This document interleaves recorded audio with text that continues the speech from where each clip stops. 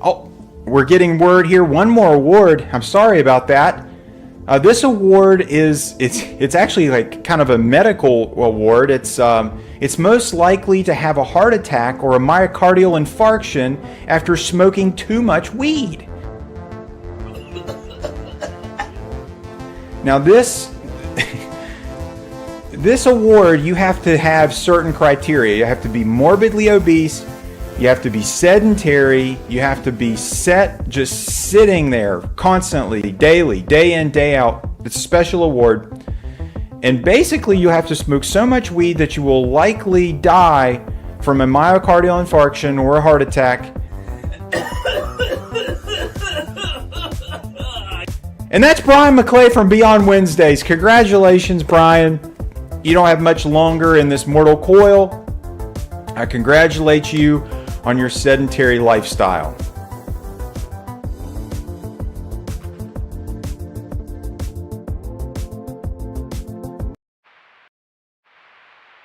The following program deals with a controversial subject. The theories expressed are not the only possible interpretation. The viewer is invited to make a judgment based on all available information.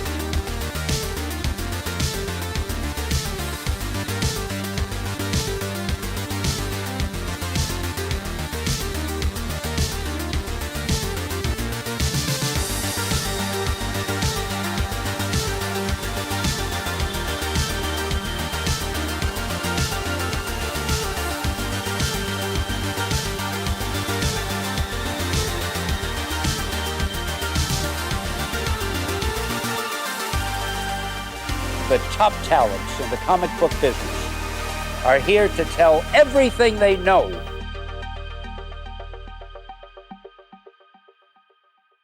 What is going on, everybody? Welcome to another Industry of Comics show, episode 122 or 23. I can't remember.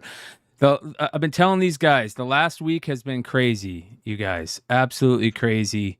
Obviously, San Diego Comic-Con, but yeah. So we're going to be talking San Diego Comic-Con probably for the next 2 weeks, I imagine.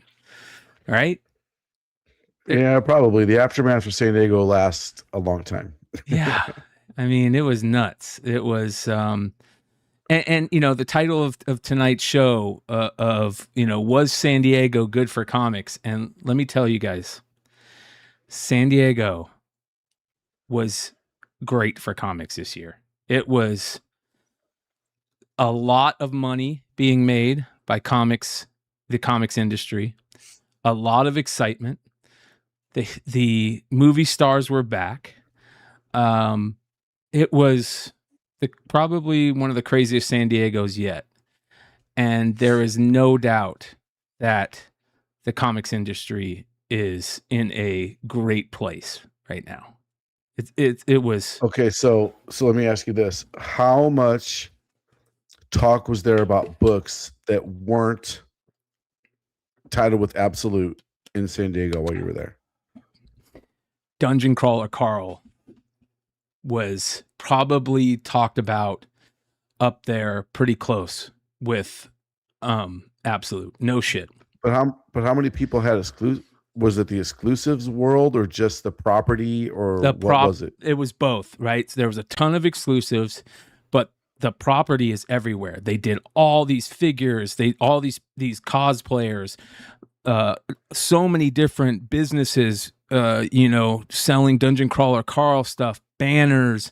They had the writer there. They had the voice the guy who does all the audiobooks there. Brett Bean, holy cow. Like, he was everywhere. I saw him probably at 3 different parties. He probably made a killing at San Diego this year. Just for that dork, huh? And Dungeon Crawler Carl, because he's part of Dungeon Crawler Carl. Yeah. Oh, I didn't know that. Yeah. He's doing the artwork. What else? I mean, so much. It was very, very exciting. And you definitely see an uptick. Here's another thing that was very surprising. A ton of new to comics collectors and buyers and people that just want to be part of comics. A lot of people saying, hey, I'm getting into this because of DCC. I'm getting into this because of Absolute. I'm getting into this because of V Friends. Like, so many people I met that are just getting into comics. And they're like, I had to come to San Diego because of V Friends. I had to come to San Diego because of DCC. I had to come to, I probably talked to 25 people, and that was the story. Wow. Yeah. It That's was huge nuts. numbers. Yeah. It was very surprising, man. And don't get me wrong, there was a lot of talk about things that weren't good, like there always is. A couple of the things that will probably be talked about. Who? Marvel? Well, that's Marvel. One thing. Yep, Marvel. Well, there's tons of Marvel talk this last 2 weeks. Jeez. Yeah. But I was surprised is they pushed him out with the whole "thank you so much." Because I watched the whole thing. They really laid it on with thick, Whacker. man. Yeah. Yeah. No, And but CB. with Sabosky sending Yeah. him off, they were like, "Oh, thank you so much for all you've done for Marvel in these times, blah blah blah." And you're getting your dream job. Like it's almost like it was his decision to leave, and he wasn't fired because he's still in the company. He wasn't fired, but No, dude. Well, same with CB right after that, right? Well, that's who we're talking about is CB. Yeah. Oh, CB. gotcha. Yeah, there was a lot of talk about how CB was kind of fired behind the scenes. Yeah.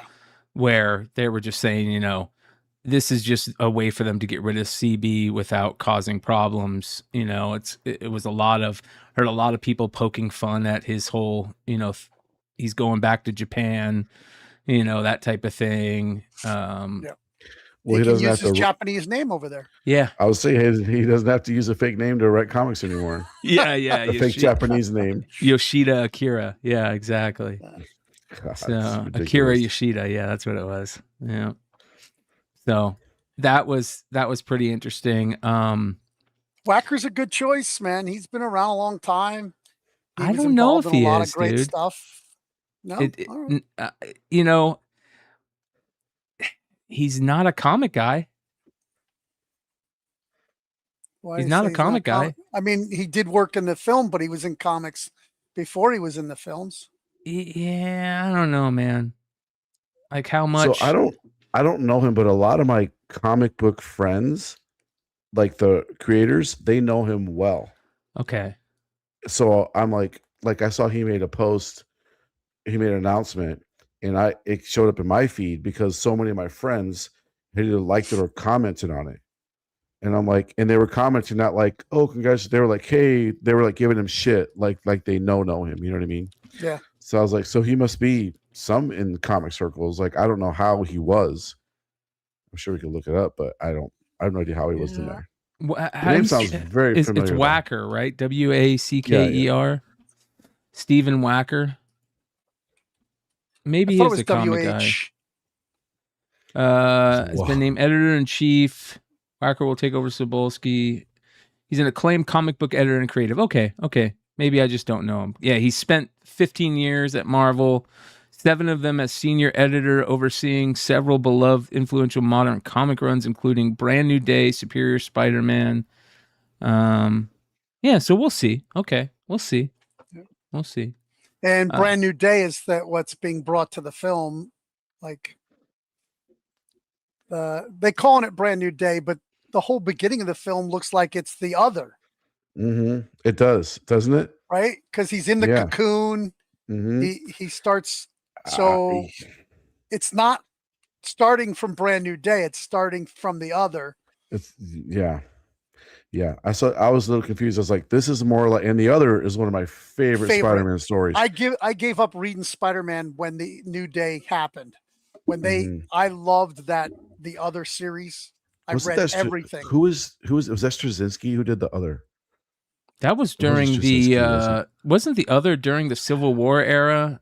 Around that Civil War era, I remember that. That was supposed to be such a game-changing run, and I felt like it fizzled. Was it? Okay. Let me check. Yeah, the I can't remember the name of them. Shame on me. The vampires who can write. They feed off of spider totems and oh my god, like it was Straczynski, yeah. It was Straczynski. Okay, it's also Peter David because it was over 4 books, right, or 3 books. Marvel Knights, Spider-Man, Amazing Spider-Man, Neighborhood, Friendly Neighborhood Spider-Man. Yeah. Did you guys hear who's doing Spider-Man? You guys hear about J. Scott Campbell? No. What do you mean by doing Spider-Man? Is he doing Amazing, or is he going to do that J. Scott Campbell Spider-Man comic is finally coming for 2027. Oh, so like him and Jeff Loeb. This is a funny story. So, when Scott was on the show, Hood has become friends with Scott's dad, right? And so Hood asked him, like, hey, give me some things to ask, some questions that, like nobody talks to him about. So he told Hood, he's like, well, you got to be careful going into it because I don't know how much he wants to talk about, but there was supposed to be a Spider-Man series that he did with Jeff Loeb that got shelved, and it was almost completely done.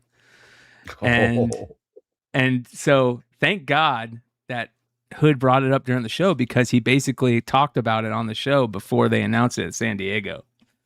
So that was a nice little Nice scoop. nice little good scoop. But yeah, so it was a 12-issue series that got completely shelved, and sounds like they're going to bring it back. So, which is very cool. Okay. Yeah. Yeah. I mean, I love Straczynski stuff, and that was one of his better ones. So anyway, it feels like it's that. Yeah, it does. Straczynski, when he's so solid, even if I don't like the plot, what the story he's trying to tell, it's still readable, right? The whole story works. He's just such a craftsman at doing it. Even if it doesn't interest me, I still can read it because it's just such good work. He had 2 things out recently, and I was so excited for him, and they were just really disappointments to me. And I was like, oh, Really? Oh yeah. Sometimes Anyway. it's just I can't connect with it. You know what I mean? Yeah. So I got more San Diego questions. What's up with this whole Dark Knight Returns special hardcover that there were fights over at Felix or some shit? Well, Did you hear anything about that? So I saw there was fights over this Batman box that they did. They did this really cool Batman box. Did you guys hear about that? No. No, I just seen pictures of somebody actually fighting in one of the halls. There was multiple fights, bro. Multiple fights. I'm sure. Yeah, it's yeah, comics passion idiots. So this was one of the things that everybody went crazy for. I think this is it, right? Is this it? Is that Jay Lee? Hold on, let me find this. What was it called? You guys, I apologize. My head is fried I'm so fried right now. This is it right here. I think this is it. So they did this nope, this isn't it either. I gotta find it. No, but they did this. They did this box where it had like a card in it, a comic, a shirt, and they were only selling 100 a day. And the first day, I'm walking past on preview night, and there's people standing around asking about this box. Yeah, Shoe Palace, that's what it was. And the guy who's running it is like, yeah, I'm sorry, man. There's nothing that we can do about that. We had to call security 3 times this morning because there was people fighting over the box. And I'm just like, what the hell? Are you kidding me? And dude, it was fucking crazy. And every day there was fights over this thing because they only gave 100 away. They wouldn't give any to professionals. They wouldn't give anybody. Like it was crazy. But this is it. You can kind of see it looks pretty cool. Yeah. So how much that license was to create this thing? And they gave them away? No, they sold them. They sold them. What were they? 250? I can't remember what the bind was. Because so I'll explain to you what my San Diego was like. So my San Diego was like every San Diego for me. I'm not there to work, right? I'm there to hang out. But everybody else is there to work. So you know, I hardly saw Clutch at all. Like he was at his booth all day every day, so I hardly saw Clutch. Leg was running around doing leg work, so I didn't get to hang out with Leg as much. So I was just, you know, I would get up at like noon, head to the con about like 2. Oh, fuck you. Yeah, I would head to the con about 2. You know, walk around the con for like 2 to 3 hours, and then go get, you know, food, and then be out the rest of the night. But so I didn't spend much time in the con. But I spent a lot of time outside of the con. I had a great time. I ran into so many people, got to hang out with and see so many people. It was a lot of fun. But my con was so much different than everybody else's. But everybody was talking about that Batman box, the connecting Jim Lee or the Jim Lee covers, the 3 Jim Lee covers. Yeah, from what do you call it? Did those right? Yeah, what's his face? Torpedo. Was it Torpedo? Yeah, Torpedo. Jim Lee. Torpedo. Yeah. Torpedo. Yeah. Yeah. So she's best friends with Jim Lee's best friends with Dalton Yes. Torpedo, so they get to do all the cool Jim Lee shit. And it was pretty funny, like seeing. It's now Torpedo online store, right? Yeah, they shut down their store. Yeah. But do they still have a location in California still? I They think have they one in Cali too. I think they might have one in Cali, but I'm not sure. I'm not 100% sure. There was a funny moment, I guess, where Jim and John do a push-up contest every year. Have you guys heard about this? No. Where they But John do. would kill him. No, skinny little guys, man. No way, not pushing any weight. That's true. If he's in good condition, he definitely could push him. It's So- true. Wait. Look at how is a long his lot. arms are. And John's got a little belly on him now. Yeah. So Jim Lee just goes in there and fucking rips off, 100 push-ups real quick. All the way down. All the way down. And that's what everybody was saying, like, teach this guy how to do fucking all the way down push-ups. And I'm thinking to myself, are you kidding me? Anybody that ever does a push-up will be criticized by somebody saying that's not a real push-up. I know, right? Anytime I've done it, I've done so many. It's every time. You didn't go all the way down. You didn't go all the way up. It's like you're standing there. Fuck you. You do it.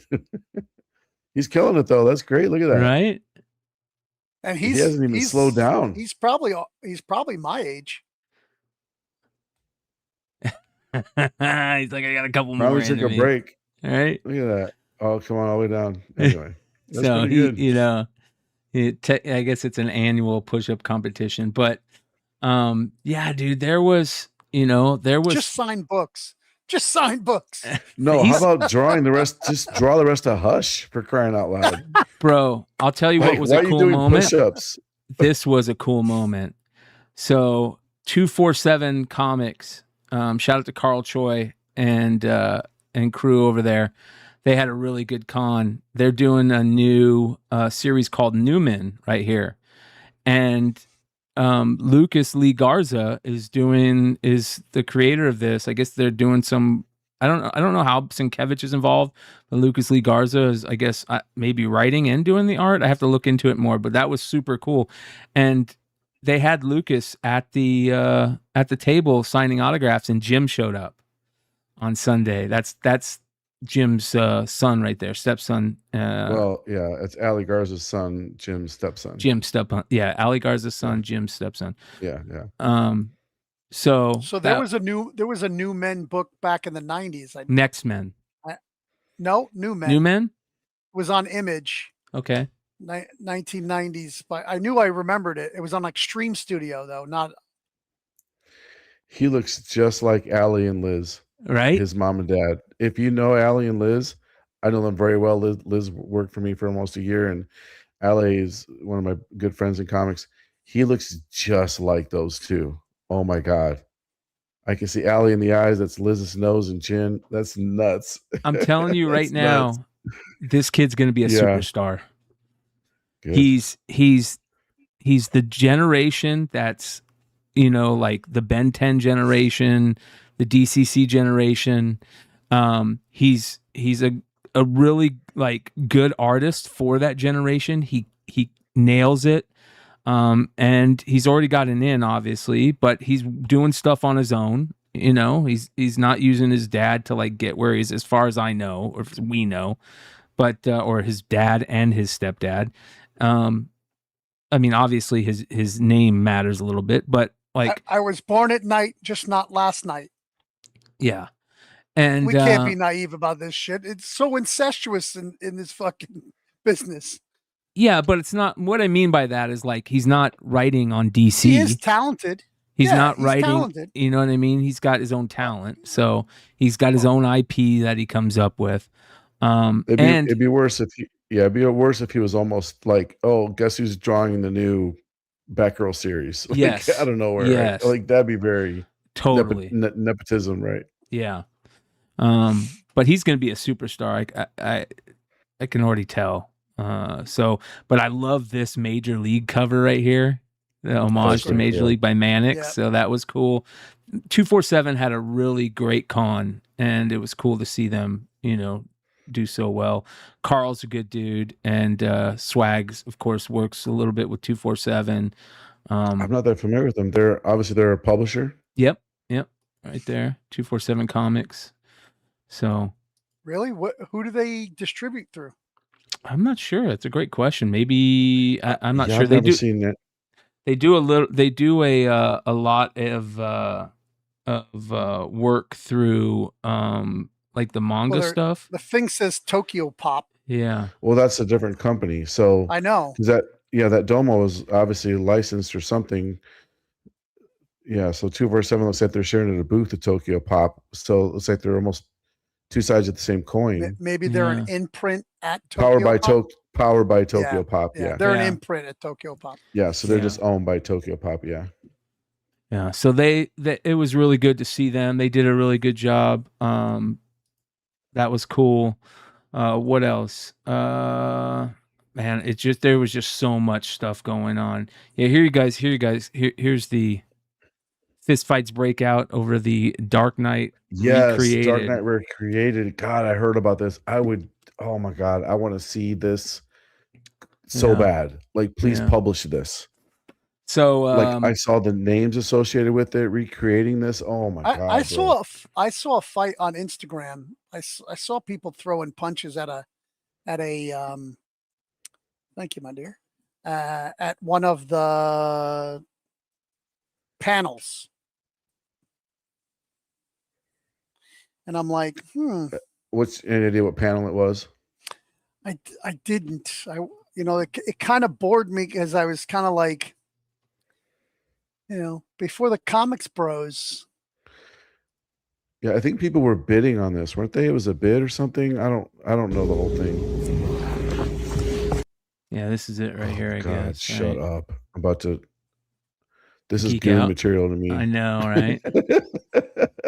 The kids calling out gooning. Gooning, yeah. Yeah. Oh God, look at that. Oh, slow down, you douchebag. What are you doing? I'm trying to have a moment here. Wow. Every artist did a different page. Yep. Yeah. And so Nick Klein, James Herron, Bergara, let's see here, Wes Craig. I recognize people till about halfway down. Ian Bertram, Fabio Moon. Wow, I haven't heard from Fabio Moon in a while. Vaughn Randall, Burnham. Yeah, you get to Suk, Shaw. Were they all trying to do Joel Frank's Jones style, or they all did their own style? Because it looked kind of Dragoda, Allred. It looked like Frank, didn't it? It looked very Miller. Parson. Yeah. Bellinger, Mahfood, Rossmo, Otley. You guys can see. Man, they have to somehow publish this. So what was this? This wasn't a one-off, right? They weren't selling just one. From what I heard, and correct me if I'm wrong, but every creator got one copy, every person that worked on it, and then they auctioned one off. But I never heard this was available for sale. Again, I don't know. It says Felix Comic Art brought it to the show, especially when word got out that these were the only copies. Wow. Only a few copies. Hours after they posted the story, art dealer and agent Felix Comics Art social media posts and videos about the book were suddenly pulled across the internet. It caused fist fights at San Diego between collectors trying to get a copy of the very few hardcover printings of this book, with people offering hundreds, then thousands, then tens of thousands for a copy. Dude. Yeah. Of something that they just can recreate? Well, they already recreated it. But these were probably the only ones that were given to them. People, get out of your fucking heads. This is marketing. This is created FOMO. The fuck? Hey, FOMO is a real thing, brother. Yeah, it's not real. It's invented by the marketing. That's great marketing then. If something is rare. Yeah, but it's not just advertising. Marketing is different. Marketing is using psychology to fuck with your head. Yeah. To make you need something you don't need. Yeah. It is. We know this for sure. America, capitalism. Oh, this is not capitalism. Well, if there's I'm trying only to- so I'm- many copies made, Trying to find. I don't know if there, Yeah, if but how anybody many were- has how many were any printed? Next year they're videos gonna of the print it- fight, send them to me because I don't know if I have Yeah. them or not. All I heard was each creator got one copy and that was it. So I don't know if the creators were selling theirs. I had no idea how these were around. did or see available at this. the show. Comic sketch art. This is kind of funny. This is people fighting for the absolute Batman collab, that box I was telling you about. Yeah. Hey guys, come on, hey. Excuse me. Oh, sorry about that, boss. I'm truly sorry. Dude, those guys are guarding that Look, spot there's line with Vinny. their lives. There's Vinny waiting in line. They turned him away Oh. because he had the professional badge. Yeah, that sucks. That's happened to me. Thank you very much. Come on. Come on. No, I'm. Dude, it's one spot. Be a man. Hey, be a man. Okay, be a man. Don't fucking. It's not your spot to do. These guys are not fighters. Just hit him. Fucking hit him.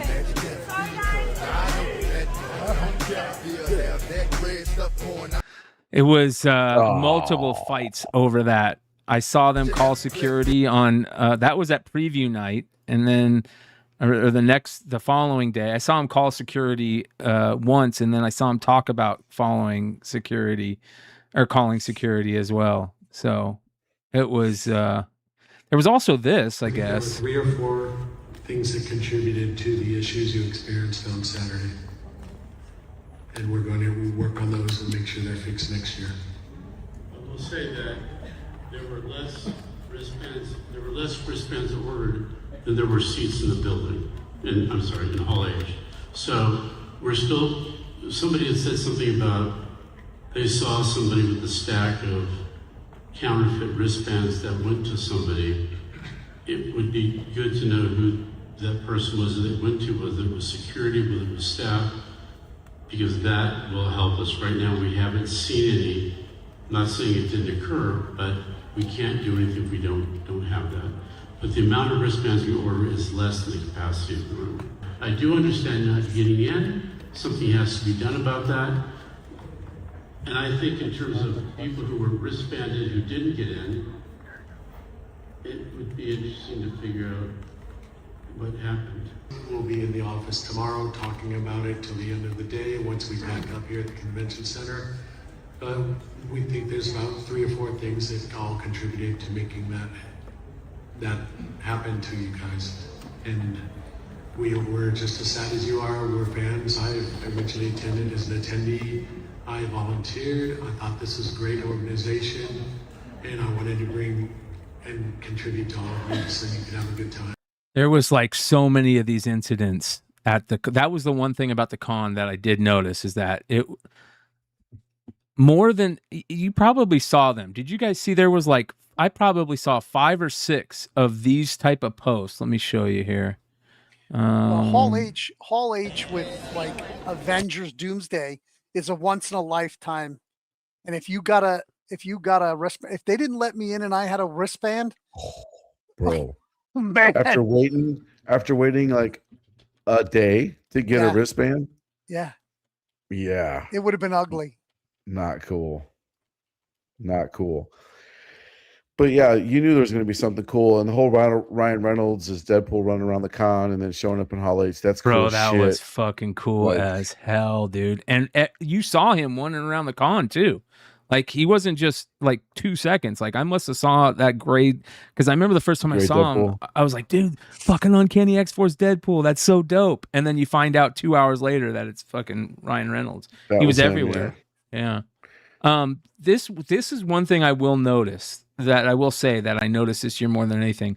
And I saw probably like 5 or 6 of these type of posts, people complaining about walking around the con. I fucking so many times where I was like, I almost lost my shit on somebody being like, you guys are stopping in the middle of this walkway and everybody is having to wait because you guys are stopping in the middle of this walkway to talk on your phone or something. It's like, go find a place off to the side. The amount of bullshit that you had to deal with just inconsiderate fucks. And that is one of the worst problems that I did notice at the con this year. A lot of inconsiderate fucks. Maybe I'm just getting older in my like. Nope. People are getting shittier. Oh my gosh, dude. It was so bad. It was unbelievable how bad it was. Usually it's not that bad until Sunday when all the families show up and they don't know how to be at a con. They just stop in the middle of the aisleway. Well, you're always checking for your kid and shit. Oh my God. Like they got 3 strollers and kids on leashes and shit like that. So you can't move. New York, honestly, is just as bad. That's why I like to go to Baltimore. Just go to Baltimore. Baltimore's. I wish it wasn't so close to New York. I would do both, but I can't. I can't do it. Anyway, it's so cheap, though. It's so cheap. So don't stay there. Stay like up in the hood, like I did. Get a room, like a super nice room, for like under 200. So that's a lot. I could really survive New York for a week. I will tell you one of the things that was very noticeable and was on the tips of a lot of people's tongues this year was the amount of power in the industry that these art rep groups have. Felix, Comic Sketch Art, Scott's Collectibles, the amount of power that they have. Like, I would put Dougie for Comic Sketch Art top 5 most powerful people in comics right now, if not higher. I would have told him that, give him so much shit, bro. I mean, you're probably not wrong, and it's but oh my God, and I'll say this. Fuck, his head just went. But hold on, Sean. I don't think that's a good thing. With how they're talking about how powerful he is. So and what, look, because there can be a let rug me explain pull at this. some point. Let me explain this. The dude wields a lot of power, and not in a way like a gracious king. And I don't know Dougie, so I can't say, I'm saying from what I hear from people, it's like people are like, dude, he has too much power, and it's not a good thing. So I never heard anybody call him Dougie before, which is hilarious. So I've known the Comic Sketch Art guys for a long time. I've been to his house. We've done exclusive partners together. I bought a giant statue collection from him. I bought my Mark Brooks OA and J. Scott Campbell OA from him. I know those guys really well. It's Doug and Mike. They're 2 dudes over there at CSA, the 2 head guys. Doug has had a lot of power, I guess you could say. It's more, I would call more like influence in the comic industry for a really long time. I've never seen or heard of Doug abusing that power in any way. He's always done his number one job, which is look out for his clients, which are the creators. Yes. Right. I never heard any bad about that. You're right. It's always to make them money. Yes. Now, the good and bad with that is you got guys like Mark Brooks who will keep their freaking mouth shut about how he's going to hook up the industry. But at the same time, his agents are doing their job, which is to make him money, right? They're not just going to sit back and they got to watch Scott Snyder give away $100,000 worth of books in a weekend, So they're not just going to sit back and be like, oh, Mark Brooks wants to be altruistic and save the universe. Let's sell his books for cheap. They're not going to do that because that's not their job, right? But anyway, I've had no problem with I've known those guys for a long time. And I really think they're good dude. Do they have a lot of power and influence? Absolutely they do. Same with, I know the Scots guys really well. They're great people, man. Great people, all of them.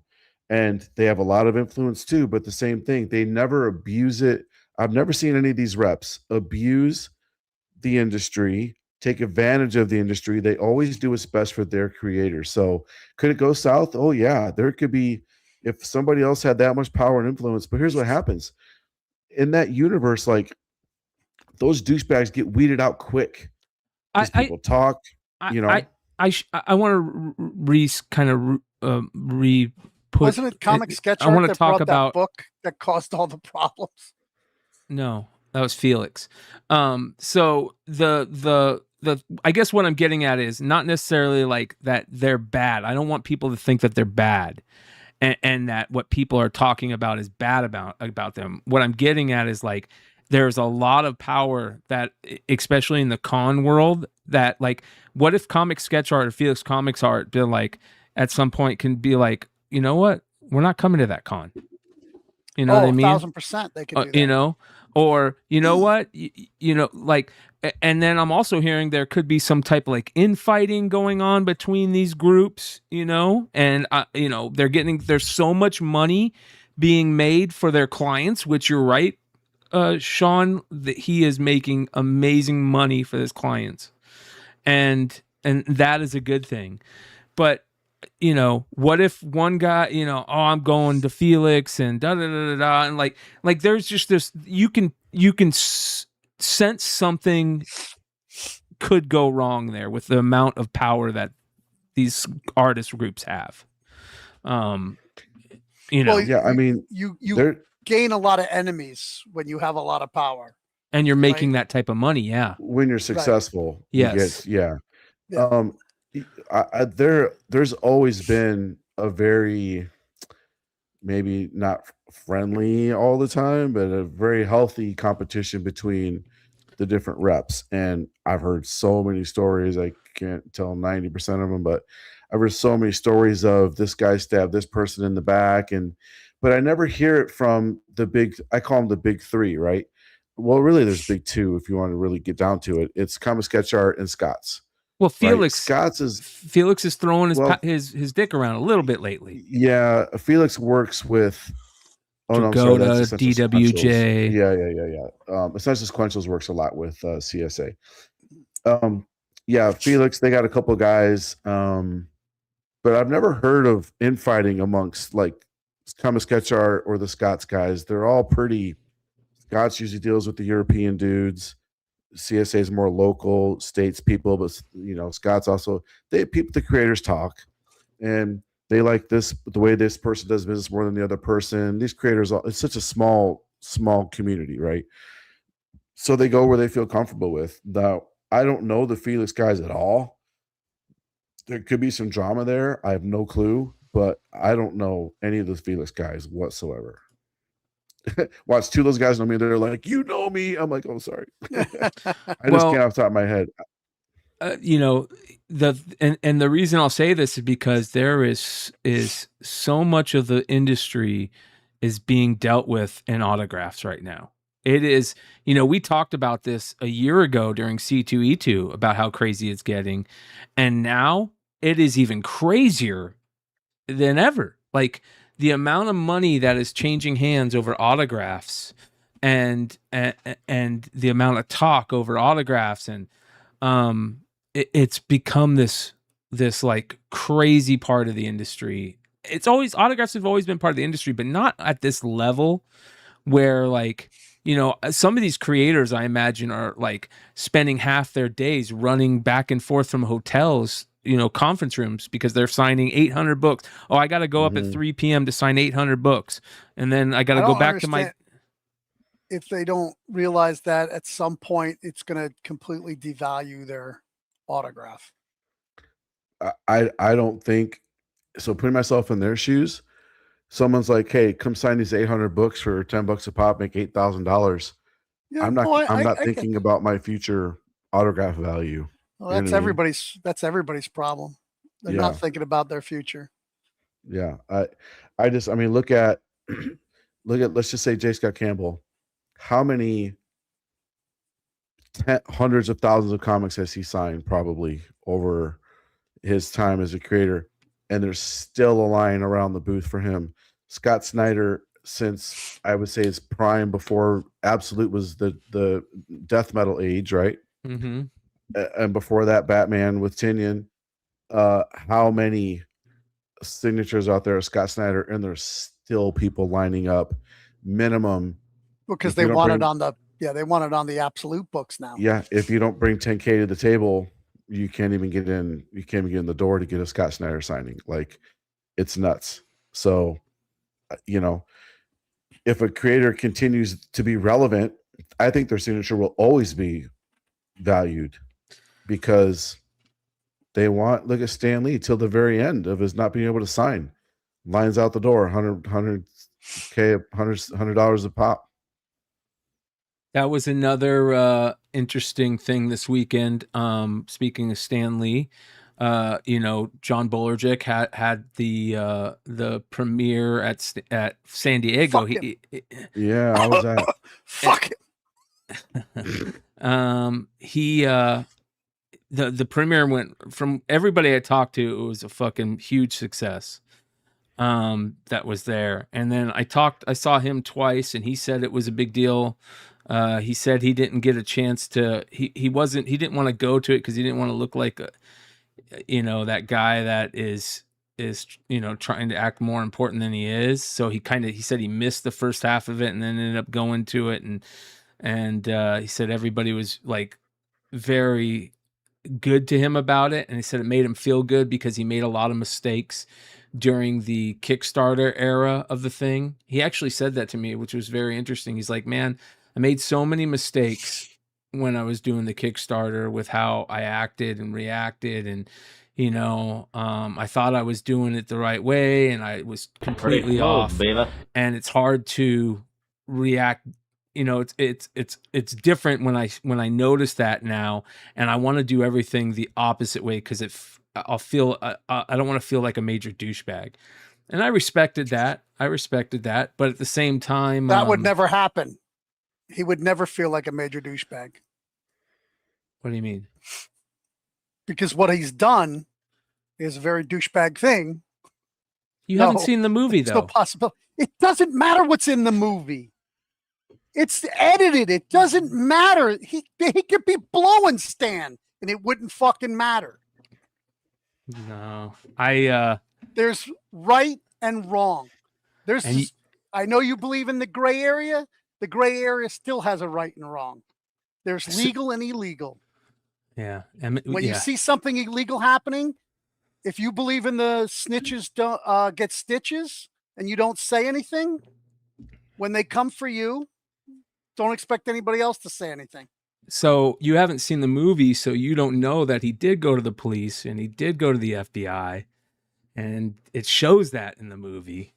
And that's what I'm saying. A lot of people think they know what happened, and they don't. And even, you're right, even watching the movie, you truly don't know what happened. There is some of it that's edited, but it's not a movie where John is sitting there going, this is what happened, believe me.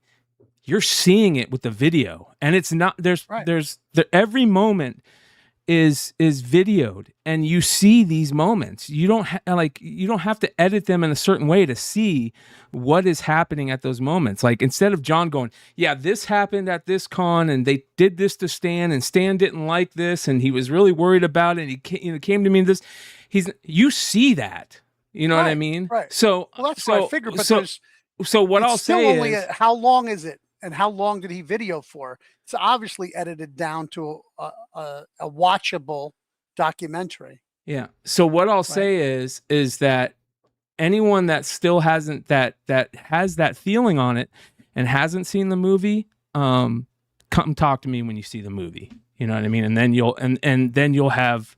If I watch it, that would put a dime in his pocket, and I'd never do that. No, you could do it for free. There's ways. So that's also doing something wrong. I've never pirated a movie. I've never pirated music. You don't have to pirate it. I'm sure if you sent John a message and said, hey, John, can I see the movie? He would send you the movie just like he sent it to me. So, but that's what I'm getting. Huh? Any idea how we can see it? Yeah, it's out now. It's on Amazon and other streaming services now. Okay. Yeah. So, but the other crazy thing was I saw this post that came out this week that was very interesting, and from somebody. I saw that too. Yeah, this is Stan's brother, and he's getting old. And this post from this is from somebody called Marvel Comaholic. Yeah, and it says, serious ass question. How the fuck is this man going to sketch a book when he does not know he has a pen, if he has a pen in his hand? Also, people saying he's warming up with no marker. Stop it. Get real. And by the way, I have a true sketch and it's horrible. Yes, yellow by CGC. Don't get played. This pic was taken last year at NYCC. Larry Lieber. Let the man relax. Stop elder abuse. P.S. I had no clue this would get so much attention. I was just letting people know how I felt. And so what's going to happen now? Here we all are seeing this. Is anybody on this panel going to contact New York elder abuse? I'm not. Are you, Emmett? I didn't personally see it. This person personally saw it. Did you personally see the Stan Lee stuff? No, that's why I didn't report it. I don't know, man. Like, I feel like I worked at 911 for 27 years. I get that. I served 6 years in the military. You want a cookie? Yeah, I do. That's a line from the movie A Walk in the Sun, delivered by Don Rickles, by the way. I'm fucking with you, dude. I was going to make a joke. Unshakable. I was going to make a joke and go. Little golf clap. So we see the whole world circling the drain, everybody's like, how can we fucking make it worse? So it's going to be. How can we do everything to make it worse? So real quick, I'm on the fence about the Stanley thing. I understand Emmett's vitriol and passion towards the whole thing. I really do. I haven't seen it either. Now, I do feel like I need to reserve complete judgment. I have all my assumptions. I think I know what's going on. I think I know what this is about. And there's so much evidence for it. However, I really feel like I need to watch the movie. And before, it's almost like you don't want to convict someone before you hear their side, whatever.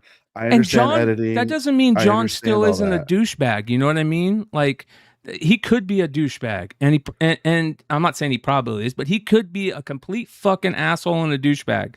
But when it comes to the movie and how you feel about the movie, I just say check out the movie first, and then you can talk. You can have these thoughts on it, because I really truly think until you see the movie, you or at least you should see the movie. You're missing the point.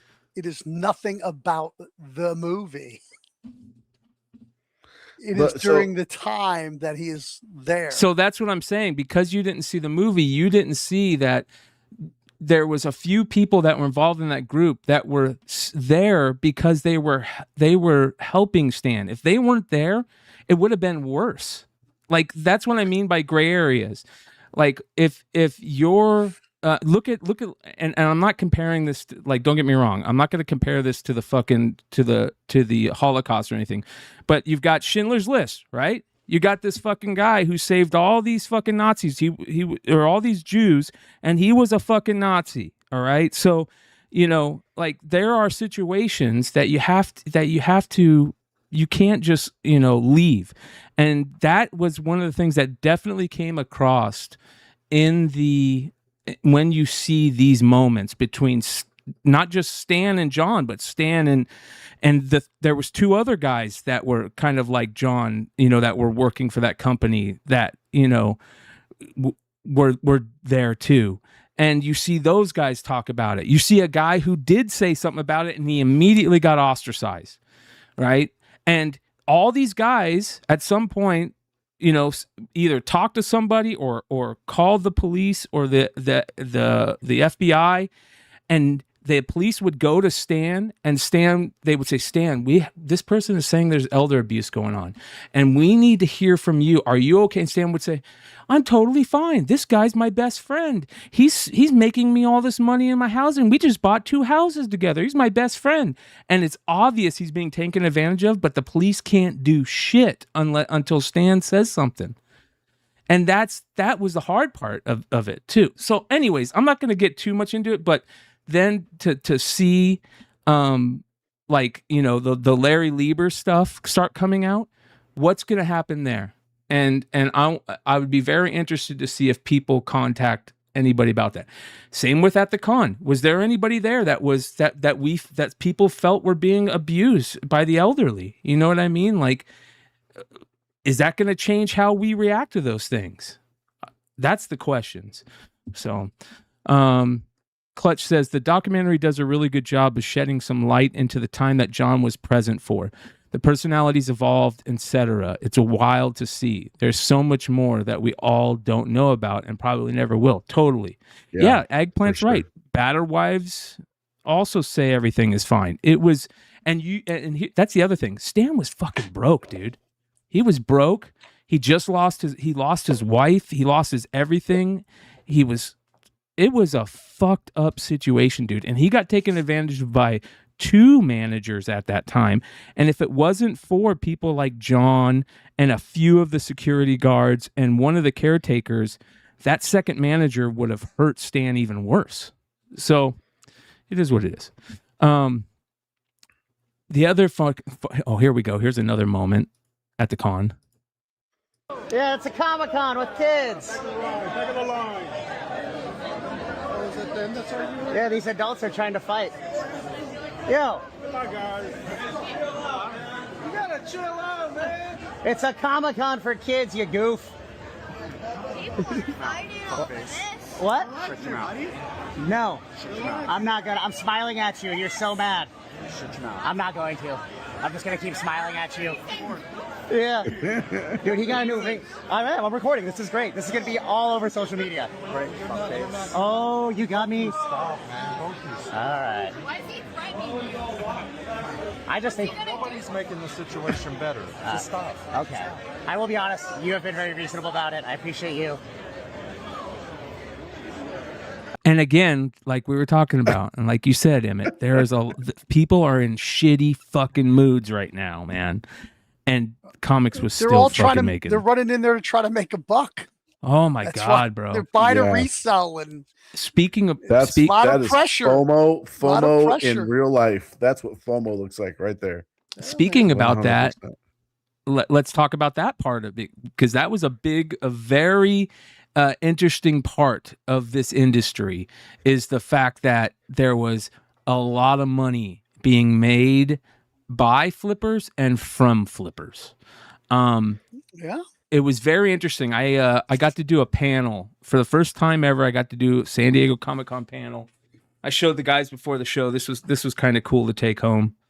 And so the panel was about just that. And it was talking about this whole new era of drop culture and flipping, right? And how it was funny because during the panel, the host of the panel brought up 3 things that he thought was the reason for this. And this panel was done.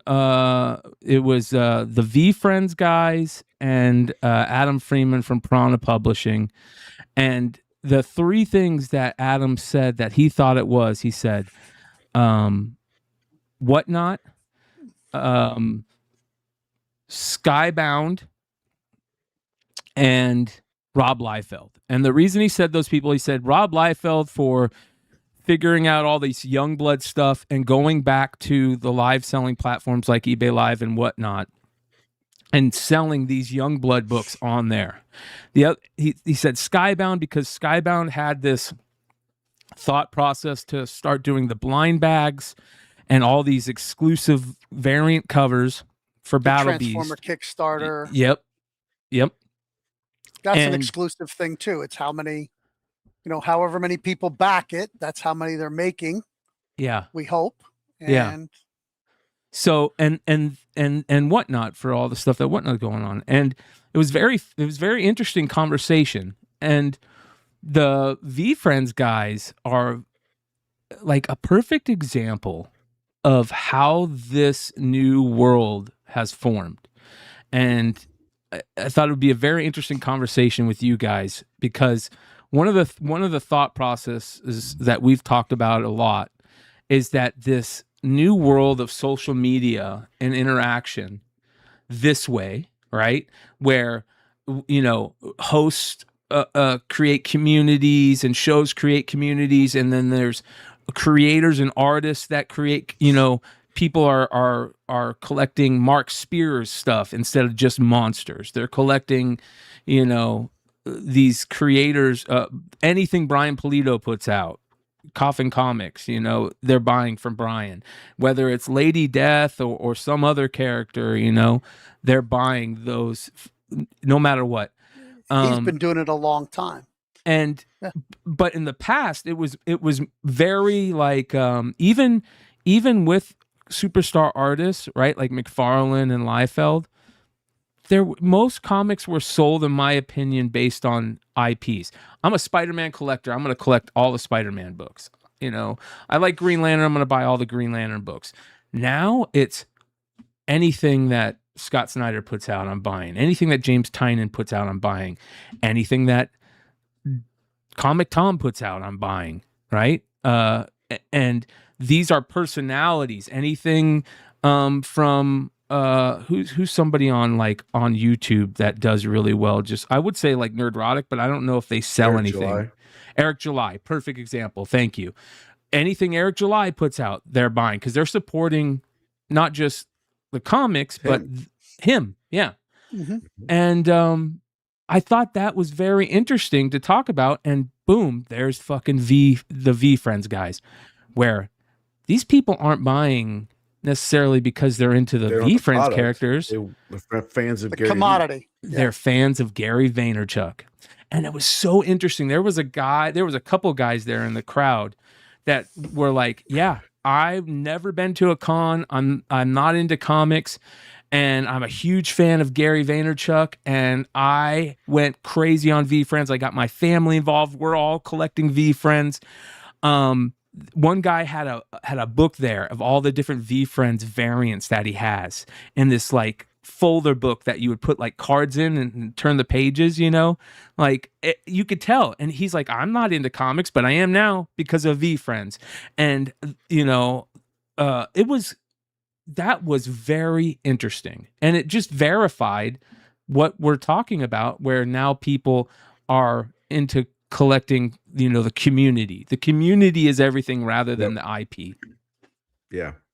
No, I agree. This was a hard pill for me to swallow after doing comics and exclusives for over 10 years. I've seen many covers that some of these big sellers have, not just the Whatnot streamers, some of the Felix covers that sell out in seconds, right? They're just not anything special. There's nothing great about the art. Not like that first Quintana cover. Yep. That was just a very special piece of art. They're just mid covers. And we're about to so special. And and these mid covers only sell out because it's a Felix exclusive, or Comic Tom is selling it, or an artist is selling their own and they have their fans. I saw this. That's the only way those blow up, Mm-hmm. So it's not about the product necessarily. Oh, this is the guy that bought the OA for that. Yeah. Look how beautiful this thing is. But go ahead. We could, this is just to put it on the background. But what is the what did he pay for it? 20? Was it? I can't remember. 20. It was a shit ton of money. 100,000, maybe 100,000. I don't know. It was 70,000. I'm sorry, it was 100K. Yeah, 20, 100K. Like yeah, 100K. Yeah. But look how beautiful it looks. It's almost like that frame is great. Yeah. Look at that. Yeah, that's I would disagree that that's a great frame. I think it's good. It just needs museum glass in front of it. Oh, for sure. Yeah. Nuts. I would love to know how much Mr. So I call that guy. What's the dude he pay? He buys all the OA, spends all the money on it. Red Hood. Rob. No, he got the hot daughter. Oh, Wu? Mr. Wu? Yeah, this gotta be him, yeah. Yeah. Bill Wu, yeah. I think I need to start calling him Mr. Pays too much for things. I mean, if you got the money, go for it, right? But I wonder how much he bought that Quintana cover for that OA. I saw a post. They bought it to San Diego for him. the exclusive he had for the con, which I didn't think it was that great of an exclusive. It's Wonder Woman standing there. Yeah. Yeah. And it almost looks like that cover without Batman. Yeah. I was watching some Whatnot streams and they were going for $75 regularly for trade dresses. Yeah. But if you have a lot of money and you're in a market, if you can overpay for certain pieces that gets a lot of press, you've immediately raised the market on everything else you own. Yeah. Yeah. So along with that, those comments of the buying personality, the other thing that was on the panel that we talked about was, drop culture, and how, drop culture came from the shoe people into like the card breakers in a big way, and now is in comics. Blind bags really help push that. Live selling flat Whatnot and eBay Live, especially Whatnot. And so one of the things when we were talking about that is I said, I saw multiple people this weekend. Actually, I probably saw four. I definitely saw 4, maybe 5 people this weekend do only Whatnot sales at night, not like go to the con floor and go around the con floor. All they did was drops, variant drops, and probably moved, 30,000, minimum of 30,000 units over the weekend, if not 80 to 100,000 units. All only on live selling platforms. Yeah, they're at the con, but they're not selling, quote unquote, not exhibiting at the con. They're not exhibiting at the con, no. And they're making more money. A problem with that. It's so different, Sean and Emmett. And I know, but things have changed, bro. I get it. Go ahead, Emmett. There's a big pit. We're down here. These guys making big money. The bigger picture, when the people that fill the con floors, that pay to have the place set up, that you need to sell off of, right? You're doing drops because it's San Diego Comic-Con. They do drops on other times too, and probably do pretty well. 2 or 3 guys, but these big drops are because it's San Diego Comic-Con. If you're sucking all the money out of San Diego Comic-Con, the dealers don't come. They go, I'll just go on Whatnot. I got books. I'll sell on Whatnot. They weren't sucking. That's the thing, though. That is the thing. The dealers on the floor still did just as well, if not better, right, than they did last year. And see, that's the thing. And I'm not a retailer, so I can ask questions like this and have conversations like this. But isn't there enough money out there for everyone? Especially at a con like San Diego? And that's a great question, because I know the answer is sometimes. It depends what it is. Yep. How many of those guys, I don't know if Mattel, last time I was there, Mattel was there, huge booth. The line, people were sprinting, and as soon as that con opened, man, sprinting, fighting, body sliding like sliding into home base to get a spot in the Mattel line before anybody cared about comics because they had the hottest toys. Mm-hmm. Yep. Could possibly Mattel just go live from who knows where and say this is our exclusive for San? First off, you can't use the logo for San Diego unless you're exhibiting. So a lot of guys, I've always had a problem with this. I've always said this, and I get yelled at all the time for being the comic book police or whatever. But yeah, if rules you're not if you're not exhibiting inside the convention, paying for an exhibitor space, you should not be able to have an exclusive for the show. Some people pay a lot of money to exhibit to be able to say, I have an exclusive.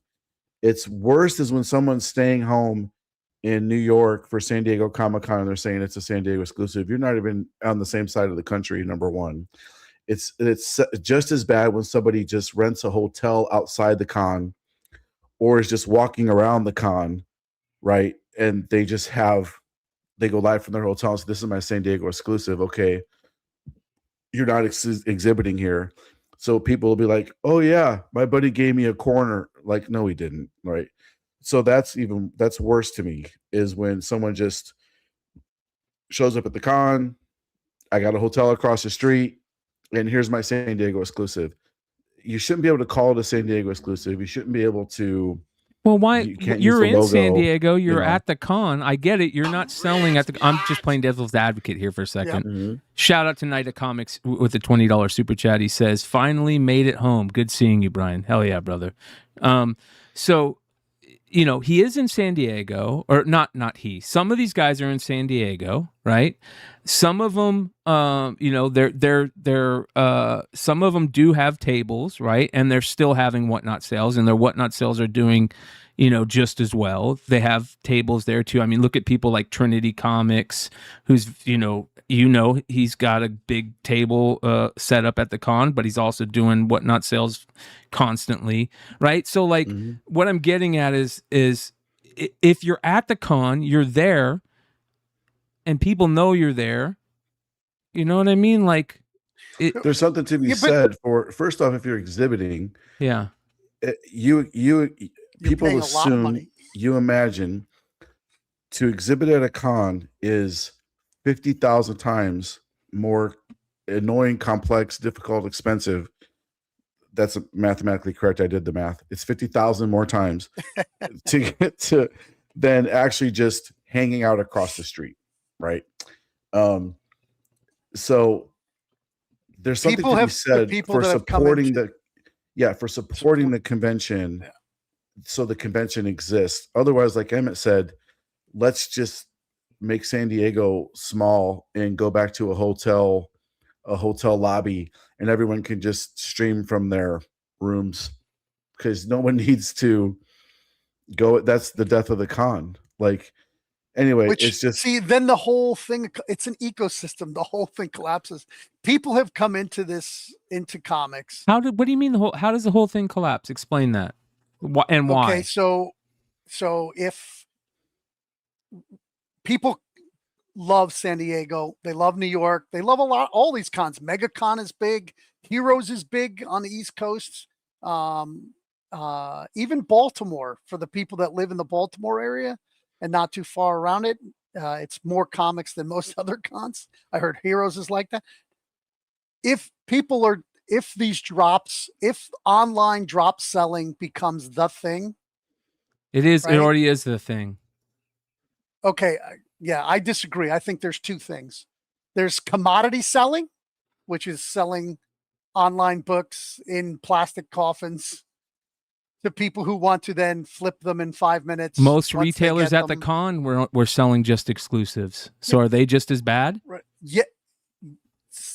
Well, they've been forced to move into that, right? haven't- Because that's where the money's at. Well, That's where the manufactured margins are at. there's money. There's so many different types of sellers, and the money is great for all of them. I don't see it taking away one from the other.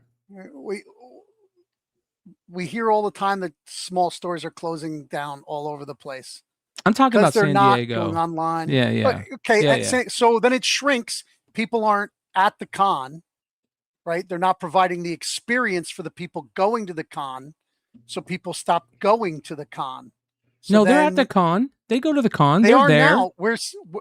I'm trying to explain what happens because it's an ecosystem. if They're everybody just streams there. from their hotel rooms, then If everybody moves to streaming, then there's no event to go to. Yeah, but I don't There's see that no happening. excitement I don't see created. that happening. There's different types of there's all different types. I think that the ecosystem is so much bigger than what you guys are talking about. That like you're gonna and I understand it. Ecosystems are very fragile. So look, Super fragile. in theory, everybody stays home or streams from hotels, and you have 4 major people put their big displays in there. In theory, the reality is it'll never happen. No. It'll never happen. These conventions are pop culture events. They're not just Comic-Cons anymore. They're pop culture events. Right.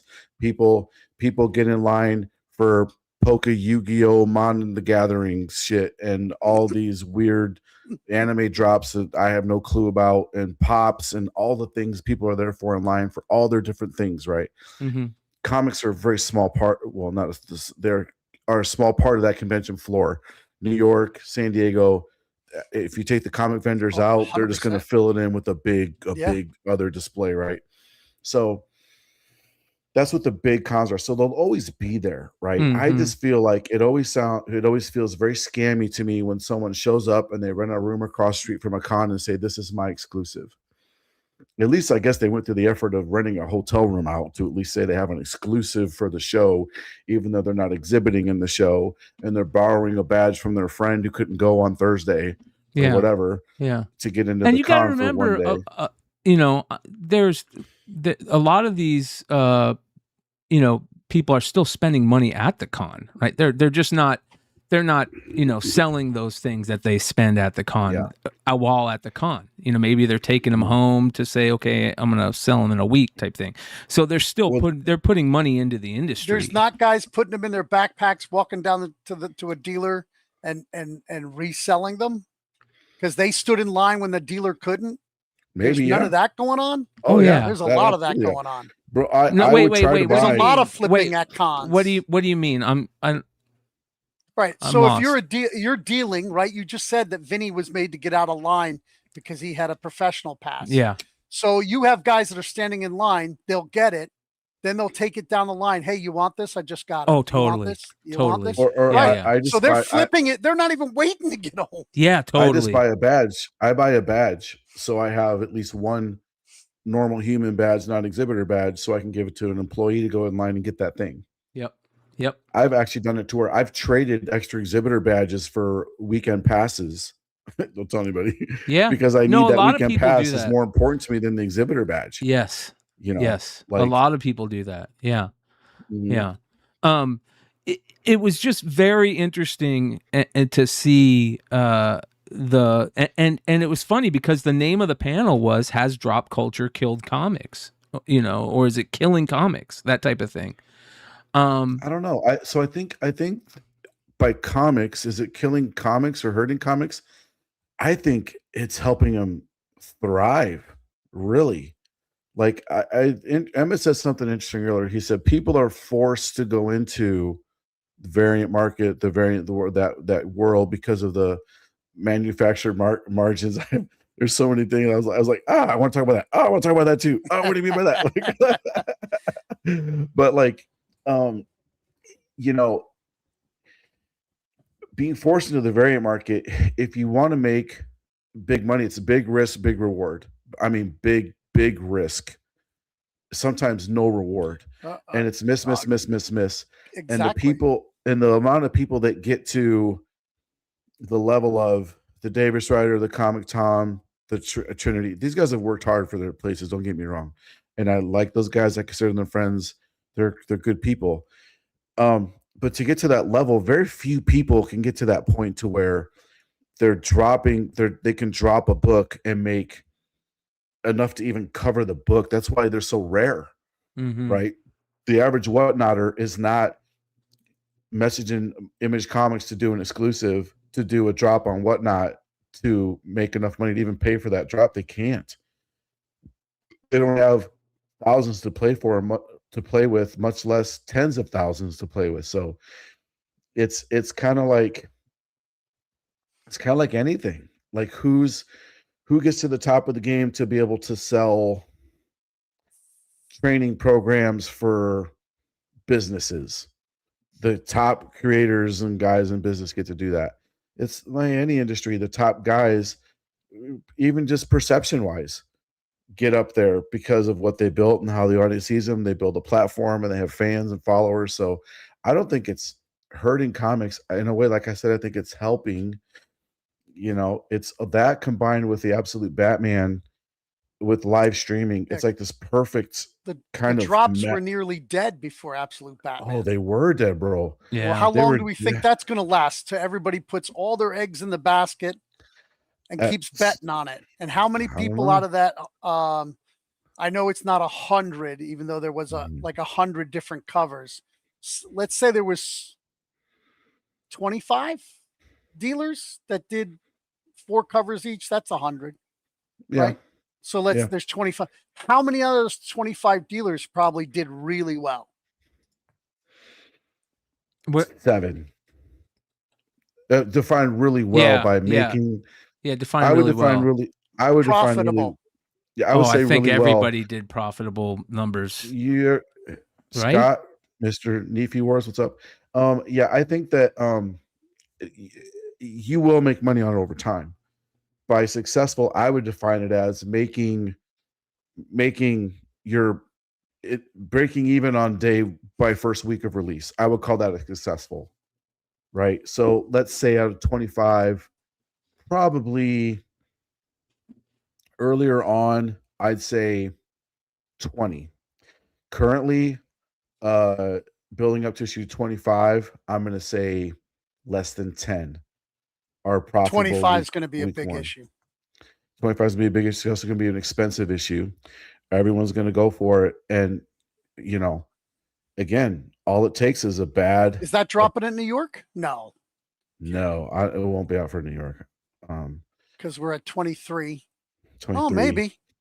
I think we looked. I mean, 24 August, end of September. I mean, it will be out before New York. Yeah. But I'm sure there'll be plenty at New York. Yeah. Music Pub, you're right, bro. But check this out. Like, very soon, year 2, Quintana will be just like Perio. Perio was the hottest thing in the universe. Everything he did sold out. There's ebbs and flows. His art is still fucking phenomenal. Oh, it is. It's great. Delato. There's so many artists that were just everything they did was golden, and you made money on it. And then DC gets them doing weekly covers, or Marvel gets them doing weekly covers. They get overworked. Zerdy, same way. They get overworked. They don't want to say no to Marvel or DC. No, because they want to stay relevant. Yeah. They become mid and rushed. Or you do what Matina did. He starts stealing art. Stealing art and using AI. That's going to happen. Quintana will eventually fade.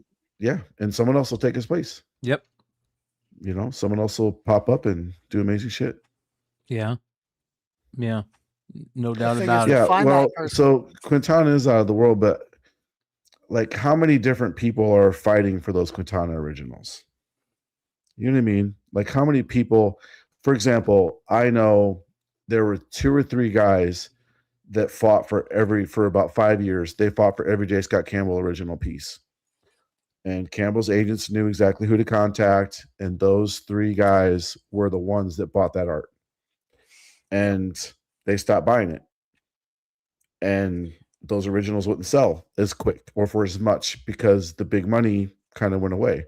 So how much longer is Quintana original going to sell for 100K plus when you can get a Witcher or a Carla for 20? You don't want 2 or 3 collectors.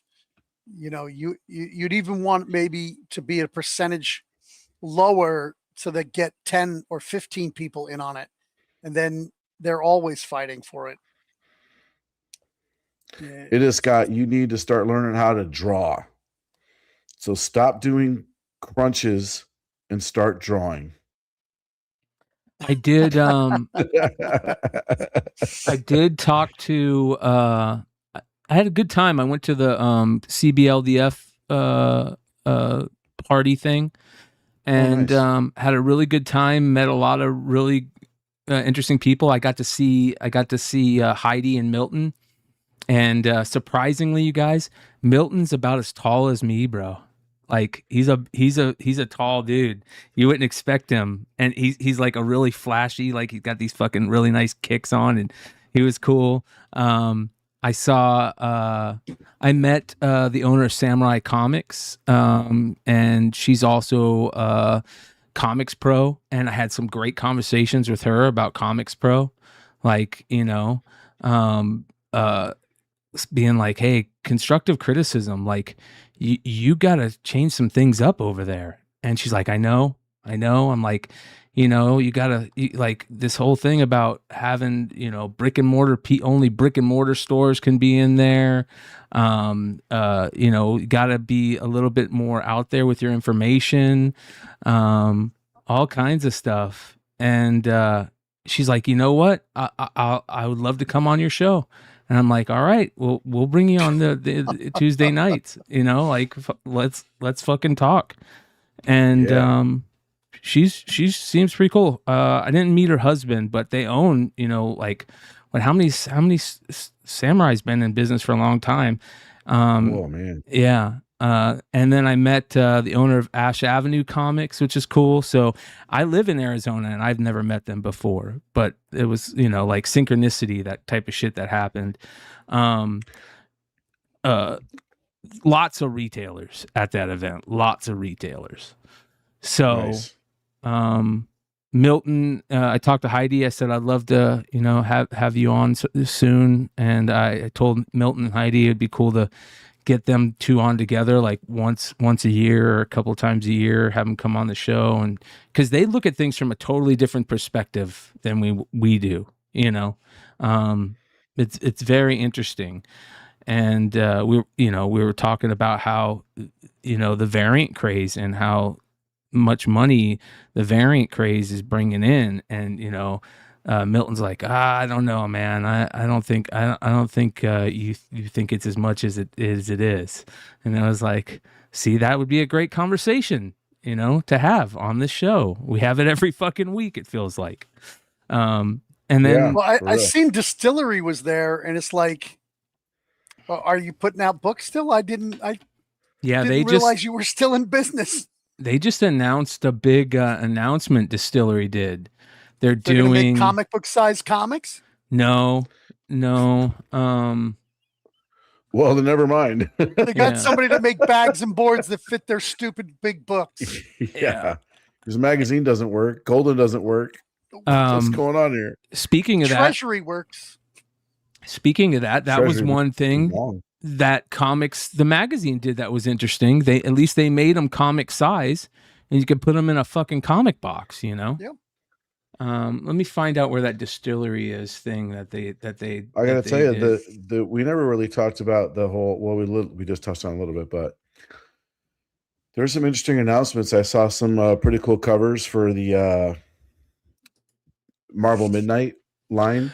Yeah, but have you looked into that story at all? There were so many announcements for that. Scared. It looks so bad, bro. In my opinion, it looks so bad. And they talked about it ad nauseum at the con. I saw what Fantastic Four looks like. Look at, and I'm gonna give it a chance, okay? But are you gonna read it or just buy it? So that's a poor placement of his hand. Just right? saying. Right. I'm gonna give it a chance. I'll give it a chance, and if it's good, I'll say I was wrong. But it looks fucking terrible, dude. Absolutely terrible. Spider-Man, or no, wait, was it Spider-Man that I saw? I saw another thing. I saw a cool Spider-Man cover where he was like a spider was like feeding on him. It looked like. It was pretty interesting. A friend of mine was at the con, Minty Fresh Comics. Little shout out to him there. And he said there was a ton of the ash cans just left, just like the freebies for midnight. For the midnights, they're selling for $150 a piece. That's surprising. They've already dropped a little bit though. Out the gate, they were 140, 150. This is the Iceman. They're saying that he's supposed to be made of blood. Interesting. Nightcrawler looks boring as shit. Storm looks Vampire. Kind of cool. I feel like we've already done all this though. Bro, me and Kyle were saying the other day, we are so tired of vampire stories. I know. Like Cul-de-sac did a great job of making a fresh spin on vampire stories. There is new stuff coming from Cul-de-sac. Yes, I saw. That's exciting. Very excited, especially with Wayshack continuing to do it. Yeah, but like, look, and I agree with you. There was a good Spider-Man cover, but look how bad that looks. That looks weird. And honestly, Crane stuff just doesn't have the Crane look it used to have. No, the FF cover is terrible with the backlight on them. Yeah, Blood Hunt really Part 2. And Blood Hunt was good at the beginning. It got really like they should have continued on with that storyline with the Dracula character. That was a cool character in Blood Hunt. You know what I mean? Where's that character? I feel like I don't know. The only reason I'm so down on this is because this is no response to Absolute Batman. And again, here's where I'll say that, like, if I'm wrong, I'll state it. I was wrong about Absolute Batman. When I first saw Absolute Batman, I was kind of like, eh. And then it was fucking excellent out the gate, right? And I've fallen in love with the artwork. I've fallen in love with the look of Batman. But you know, I don't know. You must not be reading it because it's full of politics. What is Absolute Batman? Oh, I don't think. Oh, come I don't think it's that. I mean, the annual whole had Absolute universe. The annual was, but other than that, I don't think so. Yeah, No, I don't think too much. Because it's buried in the story. It's not saying people's names. It's creating characters like them. I don't care much about politics though anyway, so like I never see politics and shit. You know what I mean? So I'll tell you, I do a review show with Kyle, and he sniffs that shit out a mile away. Yeah. He'll pick up. You don't think the the killing of billionaires in Absolute Green Lantern? I'm a Green Arrow. The whole. Yeah, well, the billionaires are the bad guys in this universe instead But is that? of I don't know if that's DC, political them being to me. the good guys. Maybe. Have you heard the word oligarchy? Yeah, political to me is more like fucking like government bullshit, I guess, to me. You know what I mean? Who owns our like, government? The oligarchy. I don't know, man. It's comic books. It just kind of it feels more like fuck the man type stuff rather than too which political. I'm used to. Yeah. So speaking of Absolute, I heard the announcement that Free Comic Book Day next year is going to have Batman and Absolute Batman in a story. They're solving the same crime, I guess, on different. Yeah, it looks great. Yeah, it looks really freaking cool, and it's for Batman Day. Oh, not Free Comic Day, it's for Batman Day. So it's like, which is in October. Yeah. Yeah, I think we have to order it soon. That's going to be crazy. Hey, shout out to Official Music Pub and Alex for gifting memberships tonight. Appreciate you guys. This is this more looks a little of bit like the Indian Spider-Man stuff. Yeah. Yeah, Spider-Man. They're coming India. back. Did you guys see? Speaking of like overseas shit, they did do a. They talked about a new manga for Spider-Man. Where is it? I have it here somewhere. Hold on here. Written by Akira. Yeah, Martin dude. Davazio stepping down. Yomashati. Yeah, hold on. Where the I'm fuck is keeping on all this? your articles here. I know, bro. Hold on. Did you see this? Amazing Spider-Man 1000 only has 400,000 orders for that big of an issue. Because it's a $10 and the covers are boring. Yeah. Let me see if I can find this. I'm trying to find it, but there's a new like manga style Spider-Man that they're doing. I'll show it to you. Where is it? And they're doing. There's a couple things. I think that what's his name is part of it. CB. They're sending him over to do that shit. Here it is. Yeah. Oh. Yeah. Marvel and Kodakawa announced partnership. That looks kind of dope, actually, to be honest. Yeah, I think that looks good. Yeah. Pretty cool. Color scheme, yeah. So we'll see. Okay. And then Sobolski is taking this over as Asia Originals for Marvel.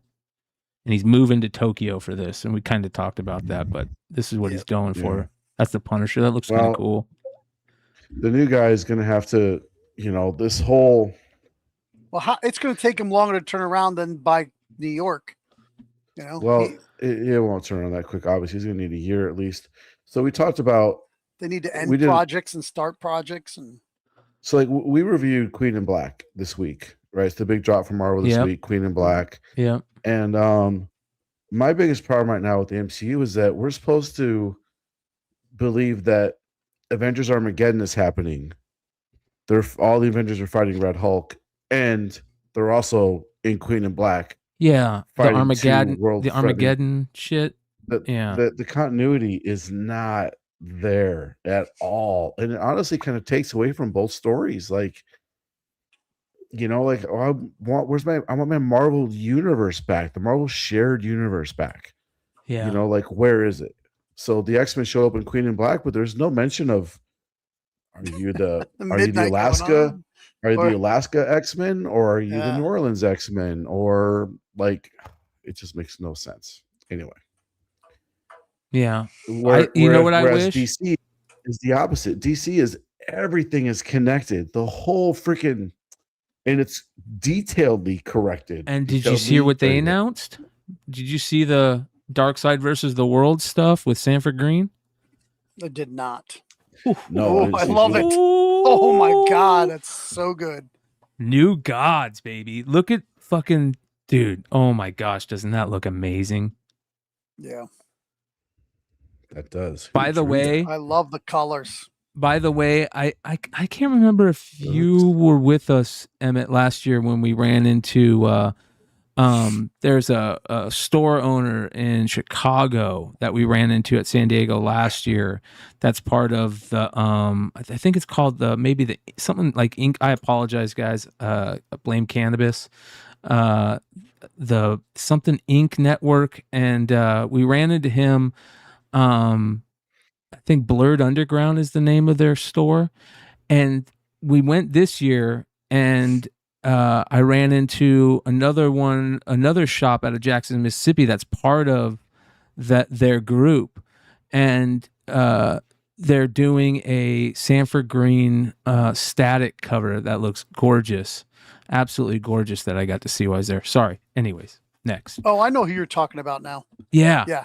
And they're it's Ink something network or Ink something network. Yeah. And I told them I would love to have them on our show, so I'm going to reach out to them and see if they'll come on the industry show here in the next month or so. Is that all black owned comic shops? Yep. Yeah. Sanford. They had actually had a bunch of announcements recently. Yeah.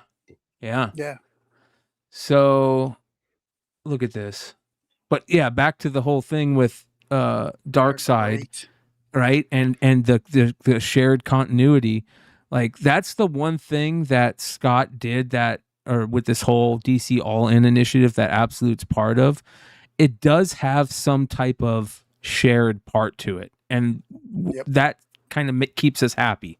You know what I mean? Yeah. That's what we want. Yeah, we're comic fans. We like that continuity type thing for whatever reason. Even this week coming out Did tomorrow. you read the Superman? I was annual? just going to say. No, I haven't read Superman annual yet. Brings it all back home. All back home. Pretty good issue. Yep. It goes hand in hand with Action this week too. Yep. Great. Action was last week. Oh, so this be just Superman and then the annual together. Yep. They're basically two sides of the same story. I mean, so good. It's like, and we're finally and it's still directly after the Omega tournament. Yeah. Like we finally find out what happens to Superman. In between. It's good. It's not hokey. It's not kooky. It's not ridiculous. And this Superboy has been so good. Superboy Prime has been so good. I think they're going to give him his own book. Dude, he should have his own book. The way Williamson is writing Superboy and Superboy Prime in Superman. Did Williamson win any Eisners? Did you guys see the Eisner winners? You know what? Fuck the Eisners. Bro, none of those people. No one knows who the fuck these people are. They're all politically based. This is the first time that people that actually have sold books have actually won. Because Absolute Batman. They could not leave out Absolute Batman. It was just too much of a juggernaut. Yeah. But some of that shit, like Assorted Crisis, I'm sorry. I tried to read it. It's almost unreadable. It's like being preached to. Anyway, Absolute Martian Dennis Camp won for Assorted and Absolute Martian Manhunter, which I know everybody loves that book, but I'm not a fan of it. It's like it's all the way down there with like Flash and Green Lantern to me. It's below those two to me. Yeah. What's that? The Martian Manhunter? Yeah. Yeah. I mean, Al Ewing, honestly, Flash would be above Al Ewing's Green Lantern. If he finally takes 15 issues to get a payoff anyway. Mm-hmm. But just look at the list. Absolute Martian Manhunter, the people that love it really freaking love it. They do. I don't get it. But anyway, just looking at this list, you're going to recognize maybe a quarter of the list, if that, maybe 10%. No Joshua Williamson for anything, and to me, he's the writer of the year. Him and no Daniel Scott. Warren Johnson for some of his great stuff he's done this year. No, he did win. You know what he won for? Probably something obscure. Absolute Batman Annual. Oh, okay. Oh, the political One issue. shot. Yeah. The political issue. Yeah. It's all just look. It's all just political based. Glad handing echo chamber shit. I'm sorry, but it is. Yeah. So I don't know. Yeah, Again, exactly. They had to put Absolute Batman in there. And honestly, it's probably one of the best awards you can get, best ongoing series. That's probably it is like best actor, for the Oscars or some shit. So, but they couldn't ignore the impact it made. There's no way. DC Comics had 50% more comic book store market share than Marvel last week. I don't know how wild. Marvel is just hanging on an edge, man. Comic wise, it's just like hanging. We'll see what the new guy can do, right? Yeah, hopefully. I hope. I just want. You know what? I just want. I want X-Men to be good. That's all I want. Just make X-Men good, please. Bro, same. There's only one X-Men title that's even vaguely readable. Honestly, the Claremont Gambit series, I was very disappointed in it. I don't know what to do. What do you do? I mean, I don't know what to do. Keep reading Absolute. Here's what you do: you keep reading Absolute Batman. Yeah. Well, hopefully Terminal is good, because if Terminal is good, then you got a good X-Men comic, right? Okay, so Terminal is good, but it kind of Terminal's good. The first issue is okay, but it's a first issue. But if you open like 4 blind bags, you're gonna find issue 2. In there. Yeah. So I've already read 1 7. and 2.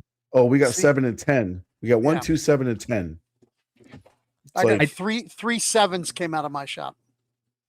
Yeah, we have a big old stack of all those issues. So I thought it needed a reread. To really get into it. Issue 2 is better than issue 1. It is, but there's so many characters we haven't even met or don't know anything about yet on these teams. Yeah. But issue 1 was a pretty like, oh crap, that just happened to her. Wow. Was not expecting that. But we'll see what happens with Terminal. I think Ignition Press is putting out really solid book after book after book. They killed San Diego, dude. Ignition Press killed San Diego. The CBL LDF party was put on by them. It was fucking excellent. They had a really cool thing with Teenie Howard where she has that new book that they're putting out, and she was walking. That Sicko? Let me look it up. That's right. Thank you. Pizza. Jed McKay, his X-Men is the only one to read. The rest are almost unreadable and boring as shit. Yeah. And there's a lot of them. There are. The Weird Mind School is not working. Gail Simone's is horrible. Wolverine is horrible. Yeah, dude, really bad. Gail Simone should not be writing X-Men. For me, she's very hit and miss for me. Yeah. Some books I like a lot, and then some are. Yeah, Gray Milken was terrible. That's Gray Milken's story. The Gray Mind, whatever.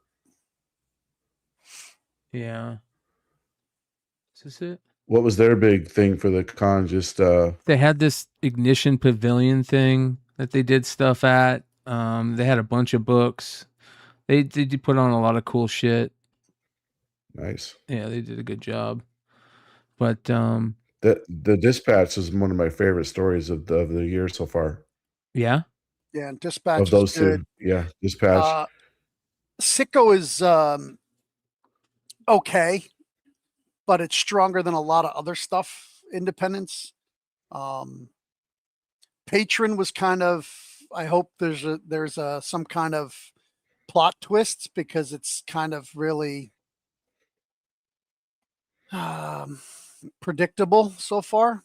That dog sitter was bad. Yeah. Yeah, that was not.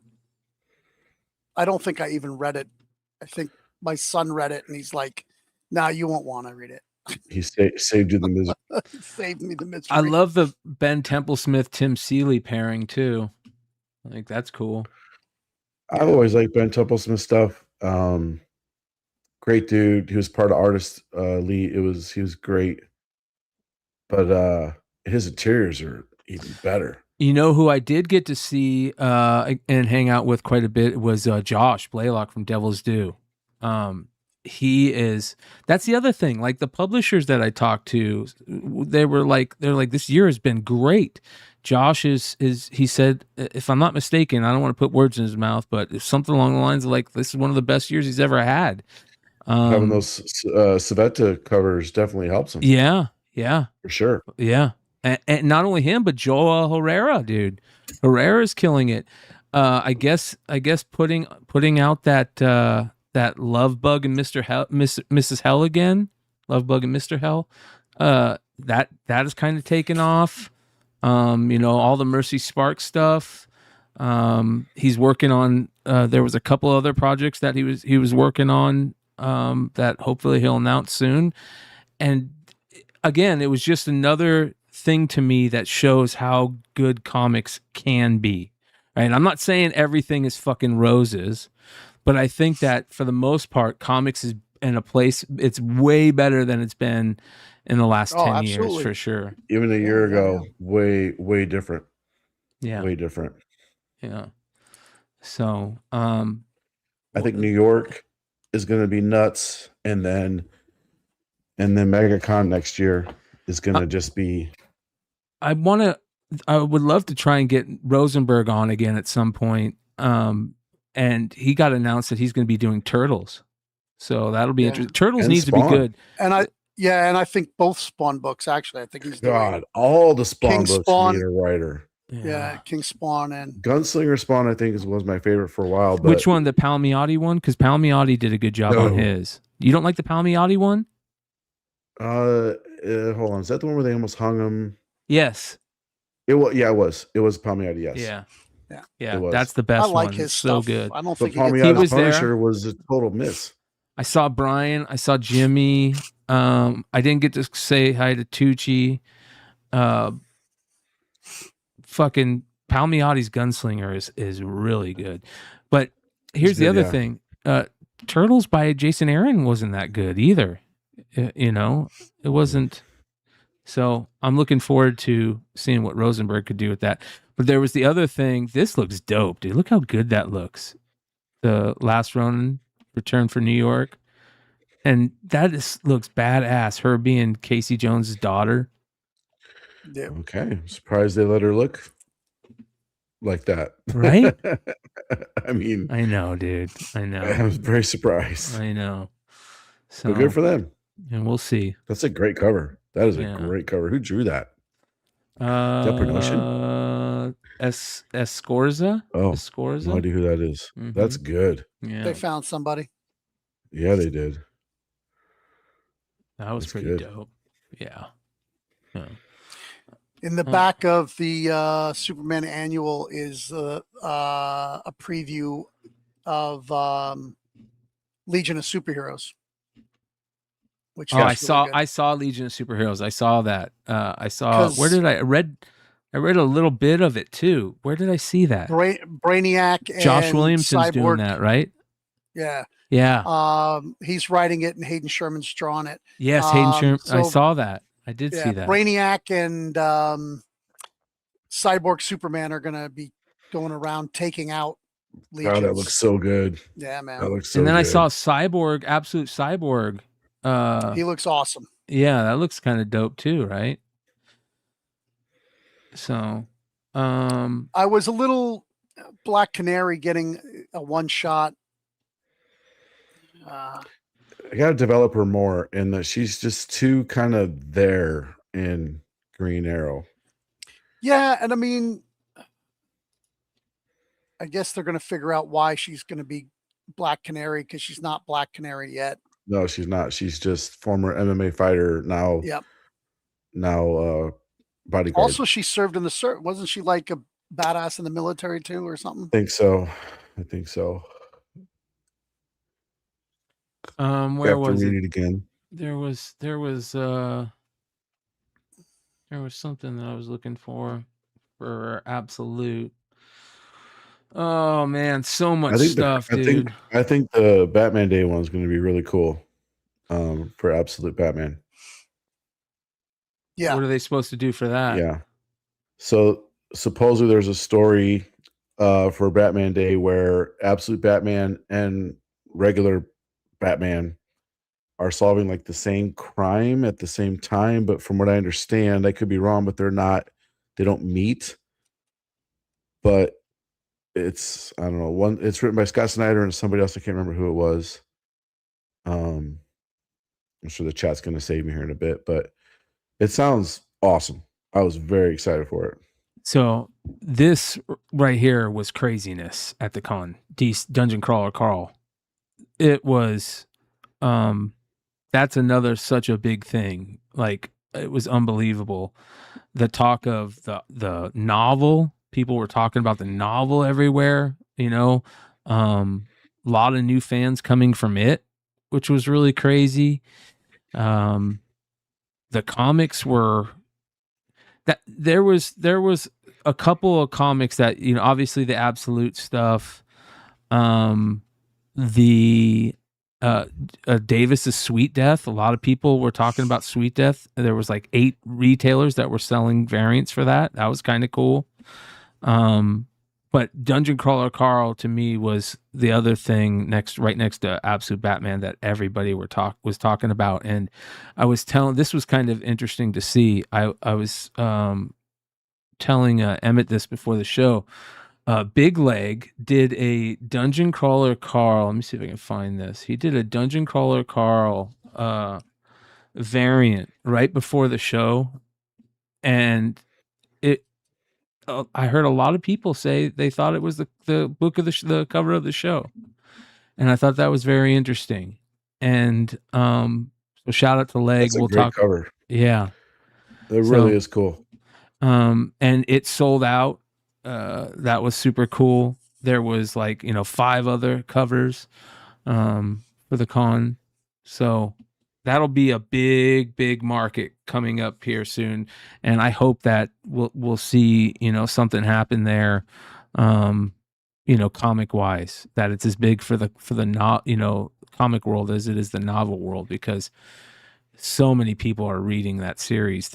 I guess they did announce was it live action for that? Didn't they announce something for that, if I'm not mistaken? I heard about that.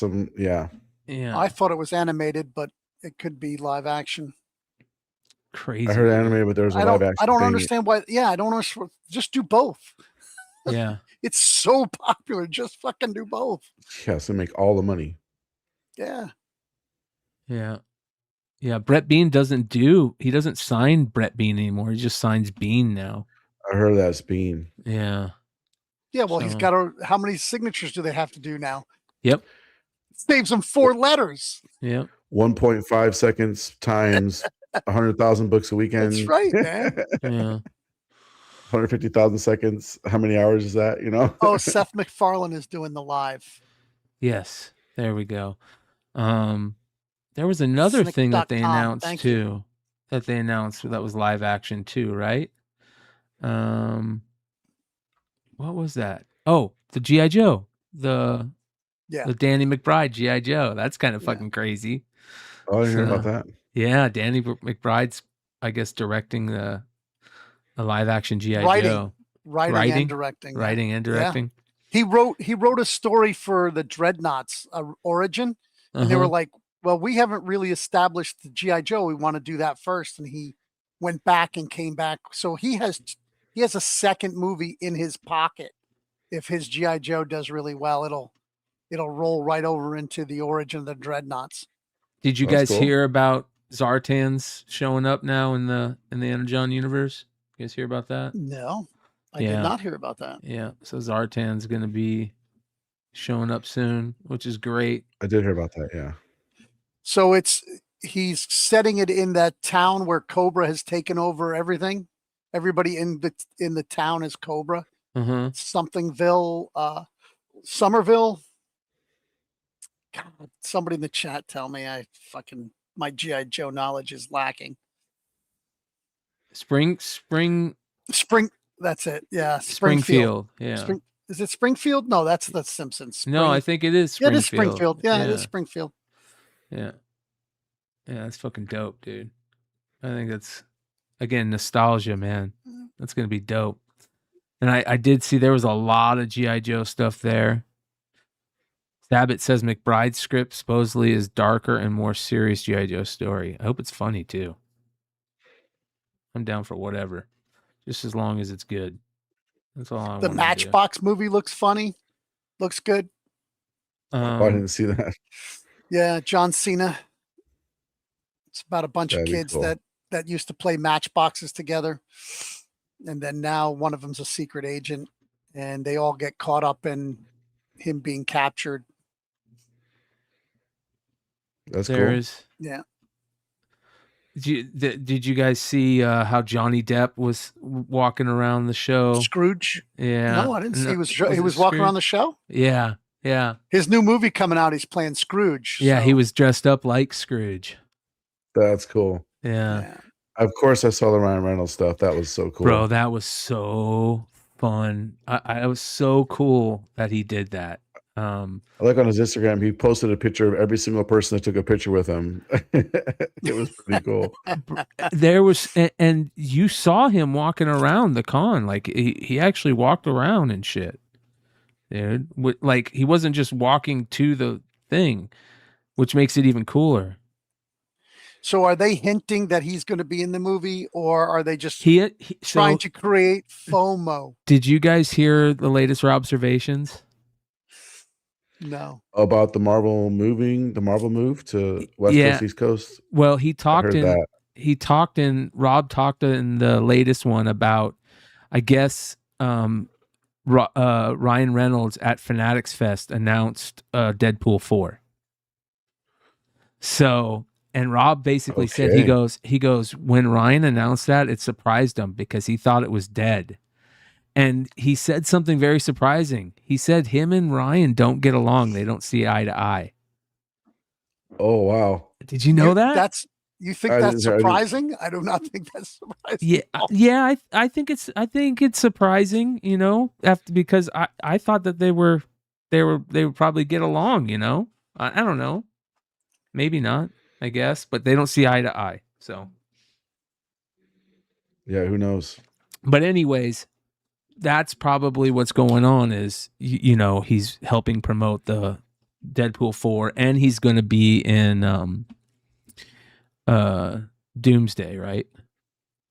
Yeah, I tell you, I don't know where you go from the last Deadpool movie. Well, unless you go really small. Did you see instead of making something bigger? Did you see X-Men 97? I am not all the way caught up. I haven't watched any of it. So Cable's badass, bro. Cable's badass. I saw that on Rob's thing. Rob was showing clips. And they need to bring back Cable. And Rob was even talking about that, about how they should try and bring back what's his name as Cable. I just saw Brolin. Yeah. I'm up to the episode where you see him in their Grant Morrison costumes. Yeah. Yeah. And that was kind of interesting, right? You're like, whoa. Yeah. Where did this come from? I was like, that's Morrison. Yeah. All the Brood shit's cool. It's just perfect. Cool. It proves to you every time I watch these episodes and I'm just thinking to myself, like, again, it's another reason why X-Men needs to be good.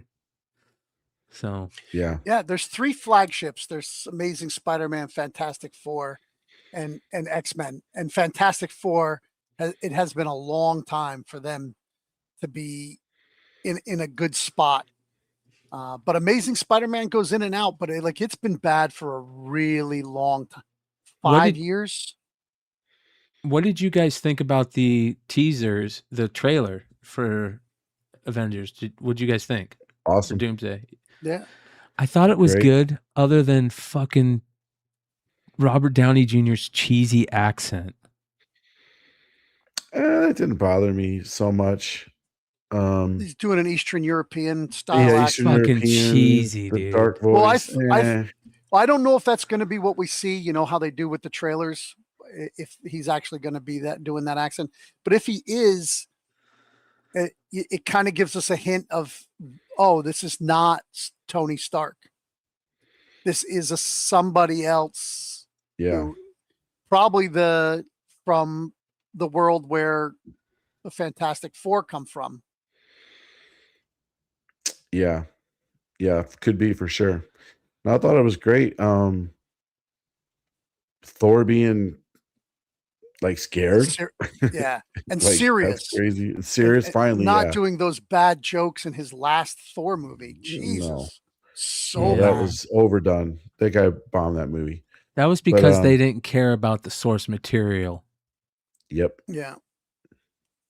Yep. Them telling writers to not reference comics at all. Yeah. That kind of shit. Yeah. So, but Freaking sad. what's his name as Ghost Rider? What were you guys' thoughts on that? Ryan Gosling as Ghost Rider. That's the one. It's the person everybody wanted. Yeah, I don't He's have a problem blonde, with that. so are we getting Catch? I'll take whatever as long as it's good. I don't care if it's Johnny Blaze Catch. I don't care. Catch was a lot more serious than He was. Well, I don't know, because like, I don't know. Gosling has some comedy chops to him. Yep. You know, like the dude can be funny. And I watched Hail Mary. I sing thought and that dance too. Maybe that's going to be good. Hail Mary was really good. Yeah. And he had played a wide range in there. So as long as they don't make him cheesy and campy and corny, Yeah. I think it'll be just fine. You know, Yeah. as long as we don't get Ghost Driver. It needs to be Ghost Rider, not Ghost Driver. And I don't want a Peter Parker wisecracking Ghost Rider. No. Right. No, that's not his character. No. At all. Did you guys see that they're doing a Bill Sienkiewicz documentary like they did? Yeah. Everybody's getting a fucking documentary. Frank Miller just got a documentary. Just fucking. This is like, how can we get our money to spend? As I just want to hear their stories, man. I think it's cool. It's him going back. I talked to Sal about it. And by the way, Sal Abinanti needs to be on this show at some point. I'm going to do my best to get him scheduled.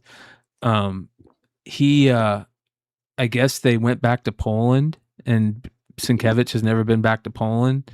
So they went around. That's a cool little sub story, you know, showing him go back there and he talking about his career. But I would love to see more things like this. As a matter of fact, I forget who I was talking to at the con, but we were talking about how they need to do an Image movie, like based on the founders, not a documentary. They already did that one documentary, but they need to do like a TV series. You know what I mean? I think that would be a great TV series for them to do. Yeah, going from Marvel to them breaking off to them like having the Facebook, success. like the Facebook movie.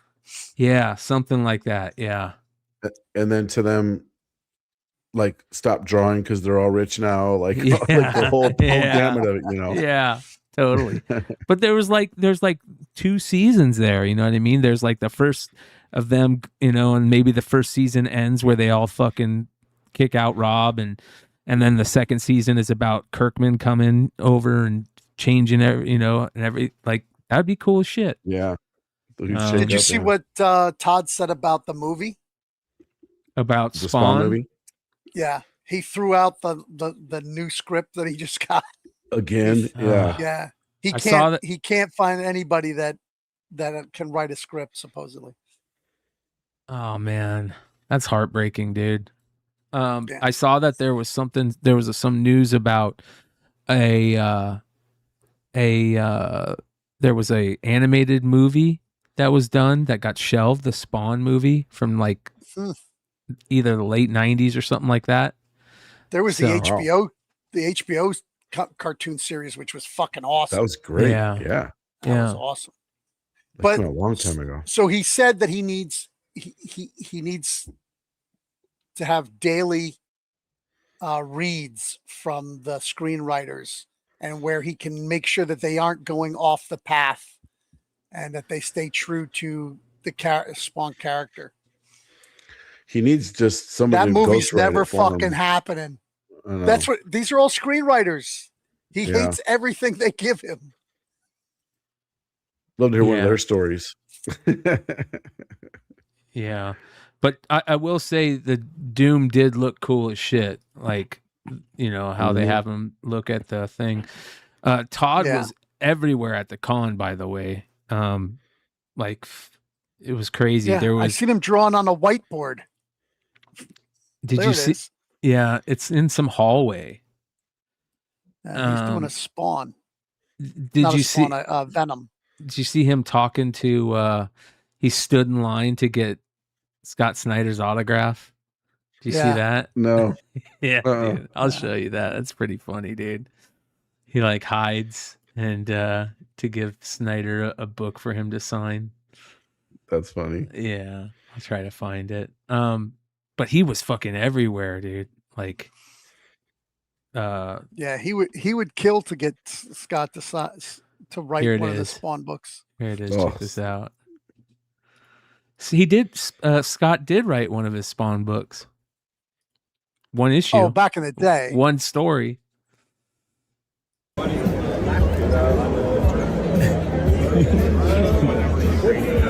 Oh, that's what he's doing. I didn't see that. Who's doing now? Yes, that's a Jim Lee. He's hiding. He doesn't want him to see him. You want to sign it? The guy's like, shut up. He's trying to hide. You can sign it too. No, I didn't do anything. It doesn't matter. You gotta sign this one, Todd. This one's cooler. This one's a lot cooler if you want to sign this one. Oh, and that one. Well, I'll let you do it if you want it. I'm gonna give it to him. Go, could you sign the greatest comic book Batman ever? Tell him about the coolest artist ever. Can I get a quick picture? Yeah, hang on a second. I don't want to draw attention. Yeah, you're good. You're good, man. Bro, he is so fucking cool, dude. Still, he is so fucking cool, bro. You sign the greatest.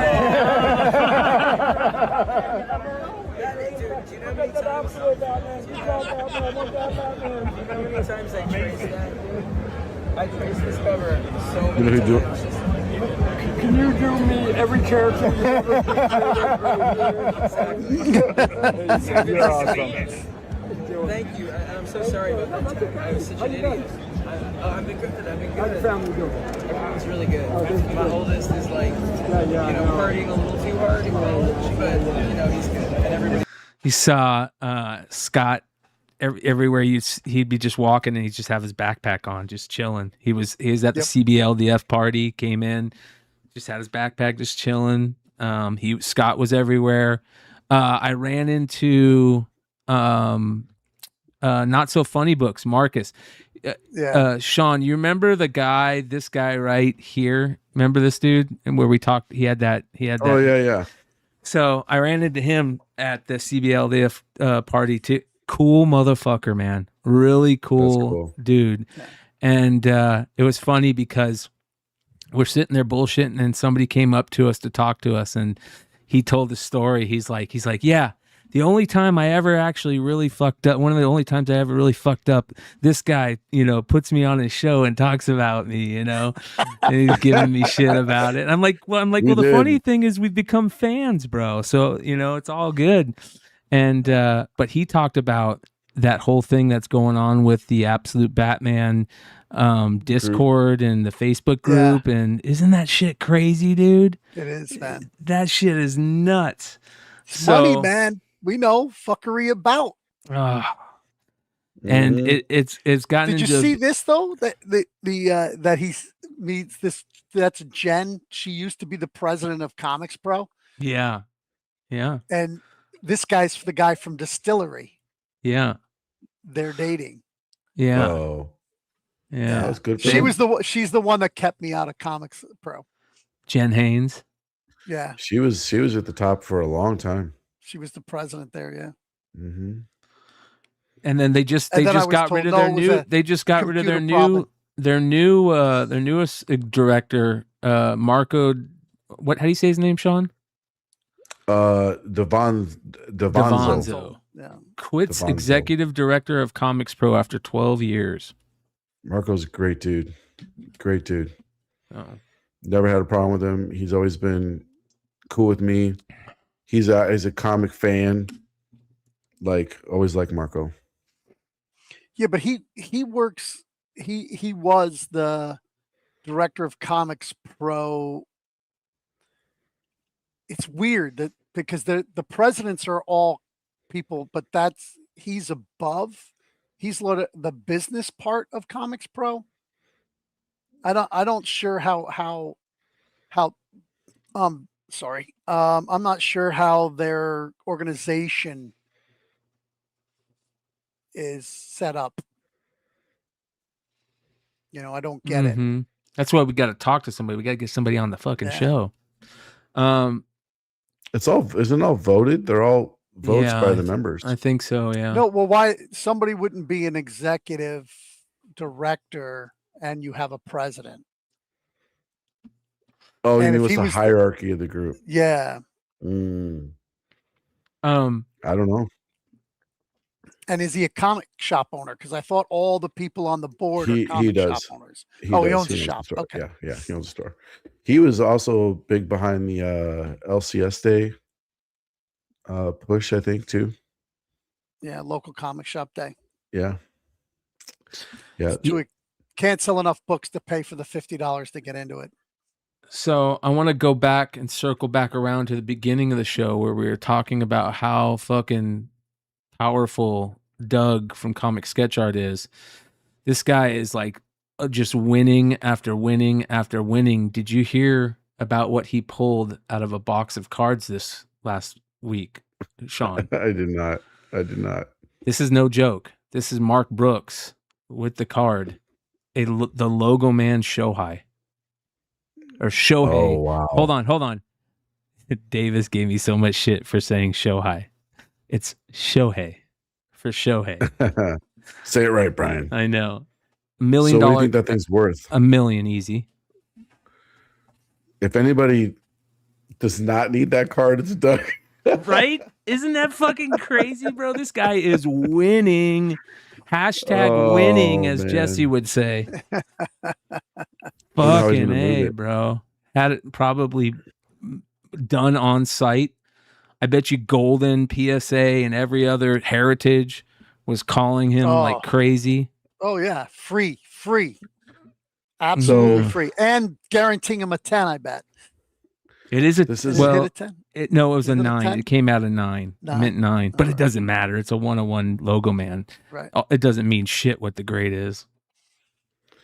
So this is unrelated, and shame on me for not having this more readily available, but the guys that bought that Robert Downey Jr. sketch from Golden that I sold, they sent it to they got it CGC'd and JSA'd 9.8. And now they're asking $37K for it. And I want to know how the F that book got a 9.8.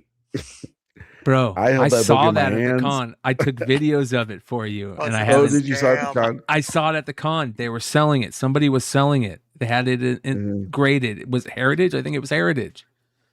It could be Heritage. I don't know, but these guys had the book. They're showing it. It was Heritage. I'm like, no, it was Metropolis. It was Metropolis that had it. I'm like, how did that book get a 9.8? You could, I don't care, press it. That book was so spine effed. I have a video and the pictures of it. Like, if that book can get a 9.8, any book can get a 9.8. You're just not the right guy. That's what it is. I don't have no, the big, you wanted to get rid. You Welcome wanted to to get rid of it. capitalism. Welcome to capitalism. Yeah, I thought for sure that's why I sent it to CBCS and got it certified as art, because I thought for sure it's not going to be a 9.8, and if it's not a 9.8, it's going to lower the value. Blah blah blah, which are all correct assumptions. These guys sent it in and get a 9.8. I was like, I mean, I'm not mad about it. Good for you, man. But yeah, like you said, I don't know the right people. It was Metropolis, dude. It was crazy. I was like, I'm gonna send this to Sean. This is gonna be funny. Yeah. I was like, Yeah. what Somebody, the Kyle fuck, sent it to me. It dude? was on Instagram. He's like, "Did Yeah. you see this?" I was like, "What?" I was shocked. It got a Yeah. 9.8. Yeah, so I thought that was fucking funny. Yeah. What else? There's so much stuff that to talk about. It was crazy con. Oh, we didn't talk about wasn't there something that came out the Tuesday that I left? There was a big thing that dropped. It was, let me find this. There was it DC or Marvel that put out some type of statement on something? They did. DC put that thing out about the variants, but then Yeah, about the sale it meant prices. nothing. No, And there we was talked something about after that. There was who was it? Fuentes sent me it. It was the Queen in Black. That's what it was. There was that thing that came out for the Queen in Black. The support we receive from you, our valued retail partners, makes everything we do at Marvel Comics possible. You've shown up for us big ways. We're looking to build on that success as we get ready for the Queen in Black. The team has heard your feedback on previous blind bag promotions and made a change. Starting with the Queen in Black #1, we're no longer packing the regular cover or any open order variants in blind bags. Yeah, we knew that. Okay, maybe that. Yeah, was that's a letter. They sent that to. I got 2 blind bags with that letter too. They sent it to all the retailers. Also, didn't they put out a thing talking about they don't want people opening them up on shows too? Well, in that letter, it said, "Please don't spoil the contents of the story or show it before release date." So they said that in the bag, and then from what I've been told, everybody on Whatnot's opening these things up. And we haven't still. I mean, I guess we can here in 20 minutes. It's technically Wednesday in 20 minutes, but I mean, all the covers, almost all the covers were on League of Comic Geeks already. And again, my people were like, everyone's opening these up, and I'm like, well, we're not going to. Like, you can just wait. Yeah. I usually don't buy blind bags, but they had the in a box. Yeah, so the I'm just selling cases. the whole box. I'm selling the case for $150, the MSRP. That's good because it has that exclusive foil in it. Yep, you can only get it in there, and I figure and there's 20 books in there. So Yeah, like $20. you could turn We around and ordered, maybe sell one for the 150 and get all the rest for free. So. Yeah. We got 5 of them, and I think we already sold 3 at 150. I'm sitting on 2 still. But I'm probably going to sell later this week on my Whatnot shows. But yeah, they sold great. Yeah. Oh man, I just saw something that I'm bummed about. Music Pub actually, if you follow him on Instagram, he pulled a sketch. Oh, nice. Yeah, awesome. Big congrats, brother. Nice. See if I can find this. I think it was for a customer, but it's still fun to pull it. Yeah, right? come out of your store. That's awesome. Yeah. That's a customer for life. Oh yeah, let's tell all the stories. Yeah, I got it from this store. Oh man, when somebody pulls a Pokemon at my shop, holy shit. They only buy Pokemon from me. Nice. Trying to see what else there was. I feel like there was another thing that was talked about that came out last week, and I just can't fucking remember it. Man, very surprising how crazy San Diego Comic-Con week has gotten. It was with Hollywood being back. It was very interesting, man. I bet. You know, Did you eat at any good restaurants to get any real good food? So me and Leg were gonna take a picture in front of the fucking greatest barbecue place in fucking San Diego that we went to last time. just flipping off the camera outside that barbecue place. It was so fucking bad. We saw it and I was like, we need to send an image to Dennis and Emmett showing that we're out in front of this place and we're fucking telling them fuck off for taking us here. We ate at dude, there's this restaurant there called the Blind Burrow. It's fucking so fucking good, dude.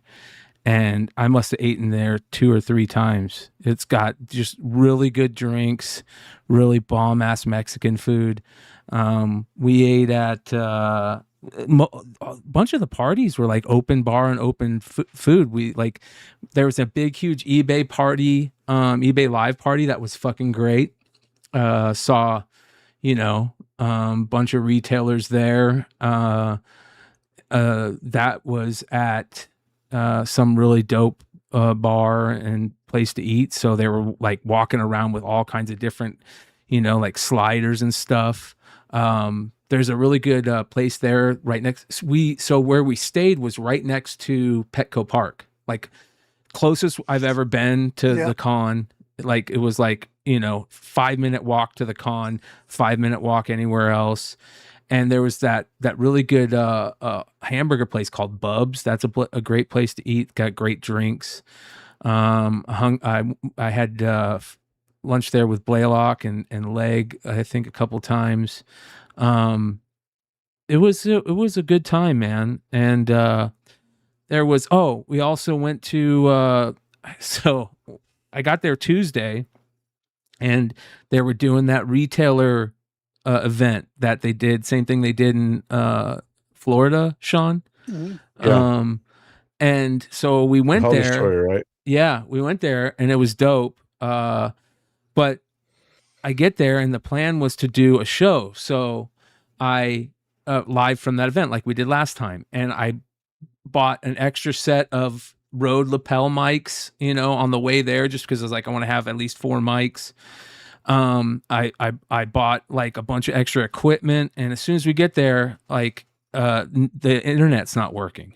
So I spent like 2 hours trying to get the show working, and it didn't work. So I finally called it, but I got to hang out.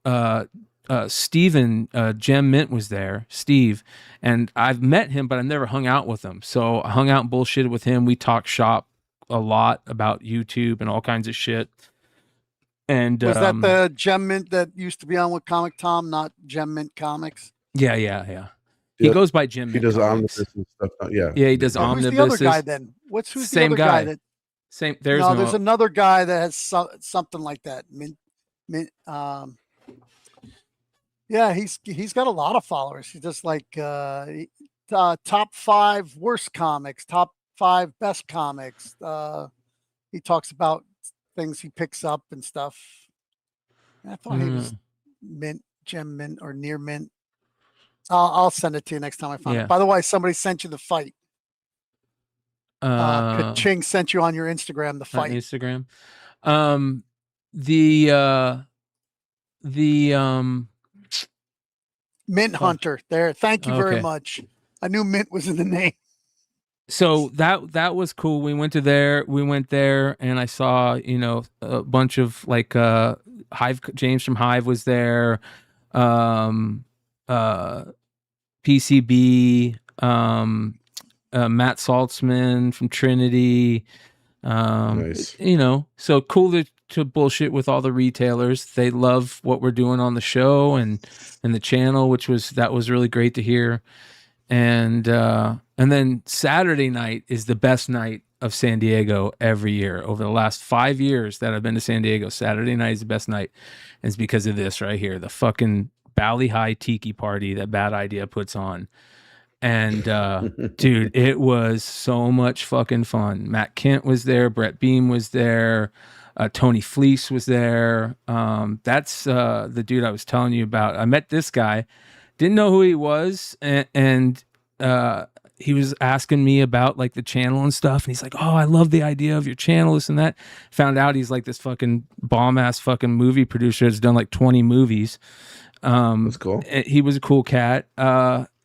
there's a bunch of really good artists that were there. It was cool hanging out with Tony. Um, just fucking really, really good event. Oh, this book is gonna be badass. Did you guys hear about this Warbird that got book? picked up. Yeah, that got picked up. Right, it's already greenlit for live action. Bro, It has crazy ratios with it. It had a video game as a 1 in like 2000 or some shit. Like, that's crazy. Bro, I gotta show you guys. I'm gonna try and upload it. I went to the Bad Idea panel. A stack of them. I went to the Bad Idea panel, and it was so fucking good. And I got to get Sienna on. She's fucking great, dude. And so hung out with them quite a bit. They're a bunch of, but this is the tiki party. You could see there was just a lot of people there. It's open bar, and they just have fucking people sitting out. And you guys know me, like, I'm not a fucking big drinker, but when I go to cons, I drink. And they had they have these big punch bowls just fucking with Mai Tais. And you just go up, fill up your Mai Tai, dude. And that's dangerous. It was, dude, it is very dangerous. And it's on, there's swag was there. I got bullshitted with swag for, like half hour, 45 minutes. A bunch of people, man. It was, there's Tony, Matt Kent. What's Tony writing for him? I forget what Tony is doing. I don't remember anything he's doing for him. He is doing something. Maybe it's covers. I can't remember. Is it this? This is what they're really stoked about. It Demands Sacrifice. It's about this fucking goat and a bunch of crazy shit. And I'll upload the panel. The panel was really fucking good. What's in this? It's in this beautiful bay where you can see the fucking city from San Diego at night, and it's just a great party every year. They got bomb ass food that they walk around with and give out food and shit. And it was a fun night. Yeah, I think I probably need, like, I'm probably going to go next year just as attendee. I'll pull a McClay and show up at noon and just fuck around and not have any responsibility. It'd be awesome. So Stanley says get Dinesh on the channel. So here's another thing. And anytime I go to a con, the first person that I text is Dinesh. And Tuesday night I get in. I was like, "Are you here yet?" He's like, "Tomorrow night." And I was out with Dinesh every night. He ended up meeting us at some bar or something. And he is one of the most generous people that I know. Just a good dude. And I think he's doing good things with Bad Idea. And he did say he would come on sometime soon, shoot the shit about what they got going on. But we definitely got to get Sienna on. By the way, this guy too, right here. So when I talked to Dinesh was like, "It's been a long time." I go, "Dude, the only reasons I go to fucking cons are to hang out with Leg, Dinesh, Hansen. Like, that is why I go to fucking cons." You know what I mean? To see my homies. I love hanging out with Hansen. He's a really good road dog at cons. Just a really nice guy. And that was, to me, the thing that going to cons gets better and better every year, with just, the friends that I've made in this community, whether it's the industry part of the community, the fandom part, the content creator part. And more than ever, I heard at this con that they love what we're doing. They love the industry show. They fucking love it. They love the Wednesday show. They love the House of Stein. They love the Saturday show. They love the stuff we talk about. They love that we do it long form content wise, and that's cool. It's validation, and it means we're doing something right. We've got some great people coming on the industry show soon. Some really great people that are it's gonna surprise people to hear from these people. And we're looking to get more. I really would love to get some printers on the show. I had some really good conversations about like how printers are dealing with these big changes. Sean, you live in that world, in that printing world. I'd love to get more printers on to talk to them. I'd love to talk to somebody at Transcon to talk about like the changes that have been made because of the blind bag industry and because of the these big orders that are happening.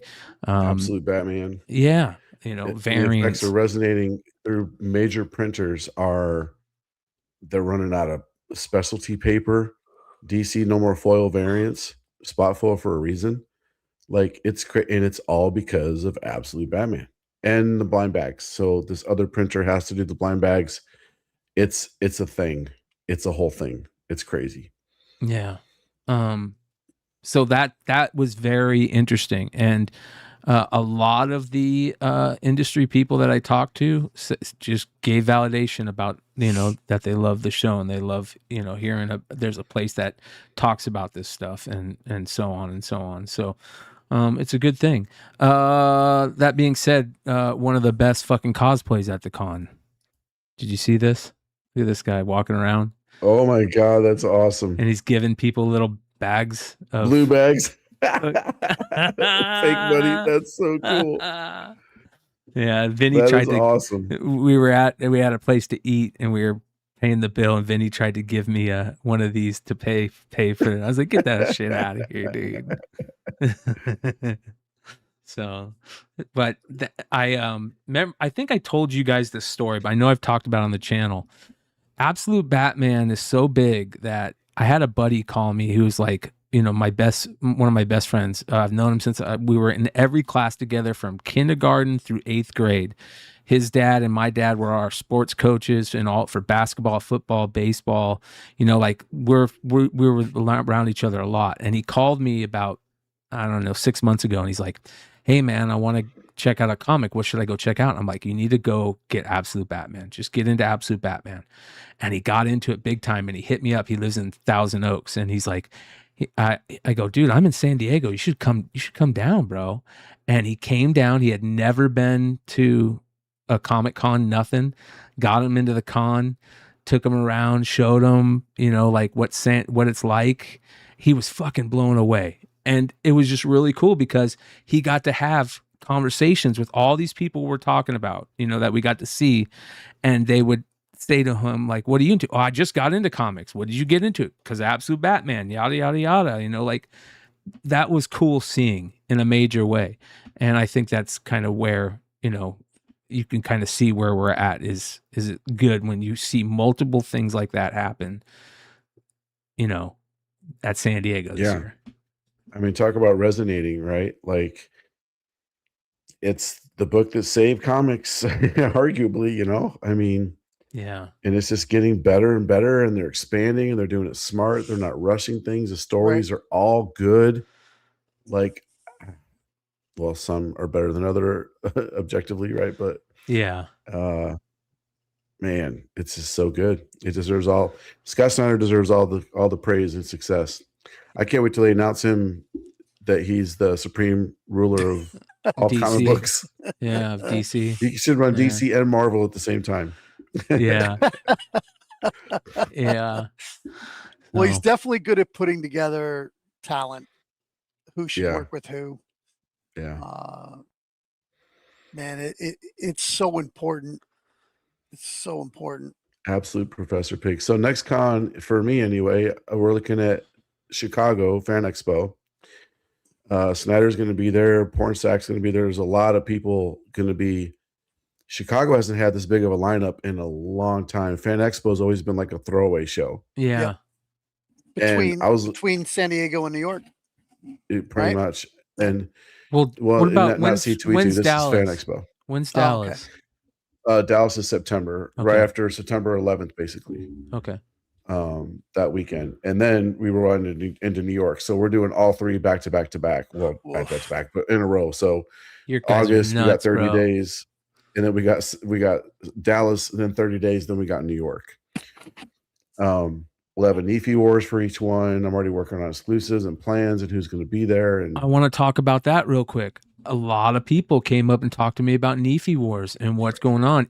Ian from Nephi Wars flew out for like 2 days. I didn't get to see him. He only flew out to he only flew out to do there was something that came about with something, and he flew out there to do did a live show with somebody about something.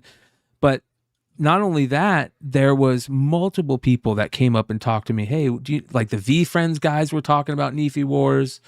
You know, wow. They're catching a little bit of a wave. It's kind of interesting. So yeah, we sold 300 of their blind bags. Wow. Like I got 100. They all sold out at or above retail. I saw some retailers were selling them for less than 25, and I'm like, that's the value. Keep it at 25. Yeah. And we did, and then we ordered another 200, and we split them up between eBay and the two whatnot channels, or 3 that we were using for them, and sold out again, all 300. Yeah. I was like, I don't even have a copy. Like, guys, could I wanted like 10 set aside for me. They're like, nope, we sold them all. So yeah, sounds like they're doing I think good. they got. I picked up one Nephi Wars book at the con. I got the Katya one. And she has gotten really fucking good, dude, since the last time I saw her work at New York. Mhm. She's put out some really good, and she seems like she's getting better. And that fucking her Nephi Wars is pretty good. Dude, It was really pretty good. And I Yeah, guess Knight sold out of it, I heard. So good for them, him. man. Congratulations. Yeah. So that's cool, man. So that's Yeah. good. Well, fucking A, bro. So Dallas, I'm hoping to see you at Dallas, and then of course I'll definitely see you at New York. You're gonna go to New York too, right, Emmett? Oh yeah, it's Okay. just down the street from me. Yeah. Nice. Yeah. All right. Yeah, I put in. I haven't got my badge yet. I haven't got my reply to my application for a badge, but I got my exhibitor one. They keep wanting. We got to pay. All these cons are due, by the way. So 7. It's almost 15K in cons you got to pay for. Again, of course, before you even go. So yeah, we got to pay for Dallas, Chicago, or New York, and of course Chicago's already due or paid for. But 15K investment, 3 cons, 3 months away. Yeah. It's a lot, man. It's a lot. Yeah. Yeah. Yep. But And the we're already getting paying is for good right already- now. And I already paid for, I mean, God, these guys in San Diego, the investment's crazy as some of these exclusives I heard they had. We already had to pay for the Nephi Wars. So, not announced it, haven't sold them. Those are in the works. Yeah, Cover art's already been paid for. I think somebody I think Clutch probably did like 20 something books, like James from Hive probably did. I wouldn't be surprised if he did something crazy like that.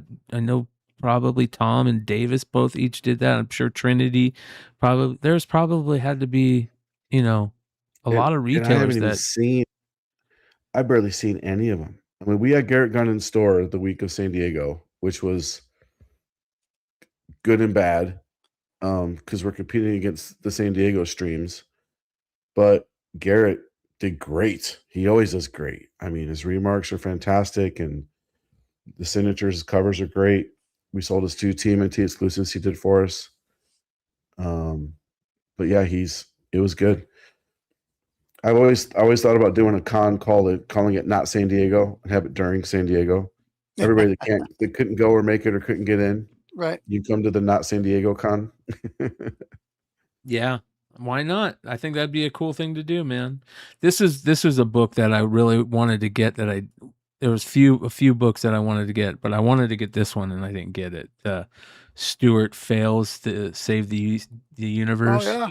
Yeah. Oh boy, that's advertised everywhere. Yeah. In comics this week. It looks funny as fuck, man. Yeah. It looks really good.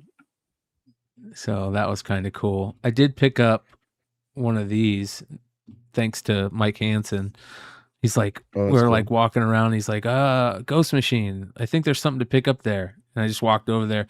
And at first I wasn't going to grab it. And they were like, oh, there's only 100 of them. I'm like, yeah, okay, I'll grab one. So I'll probably sell that. I picked up. They're free? Yeah, no, they're $50. Oh, they're $50. So they're selling for like 300 plus. Okay, sell it now. Yep.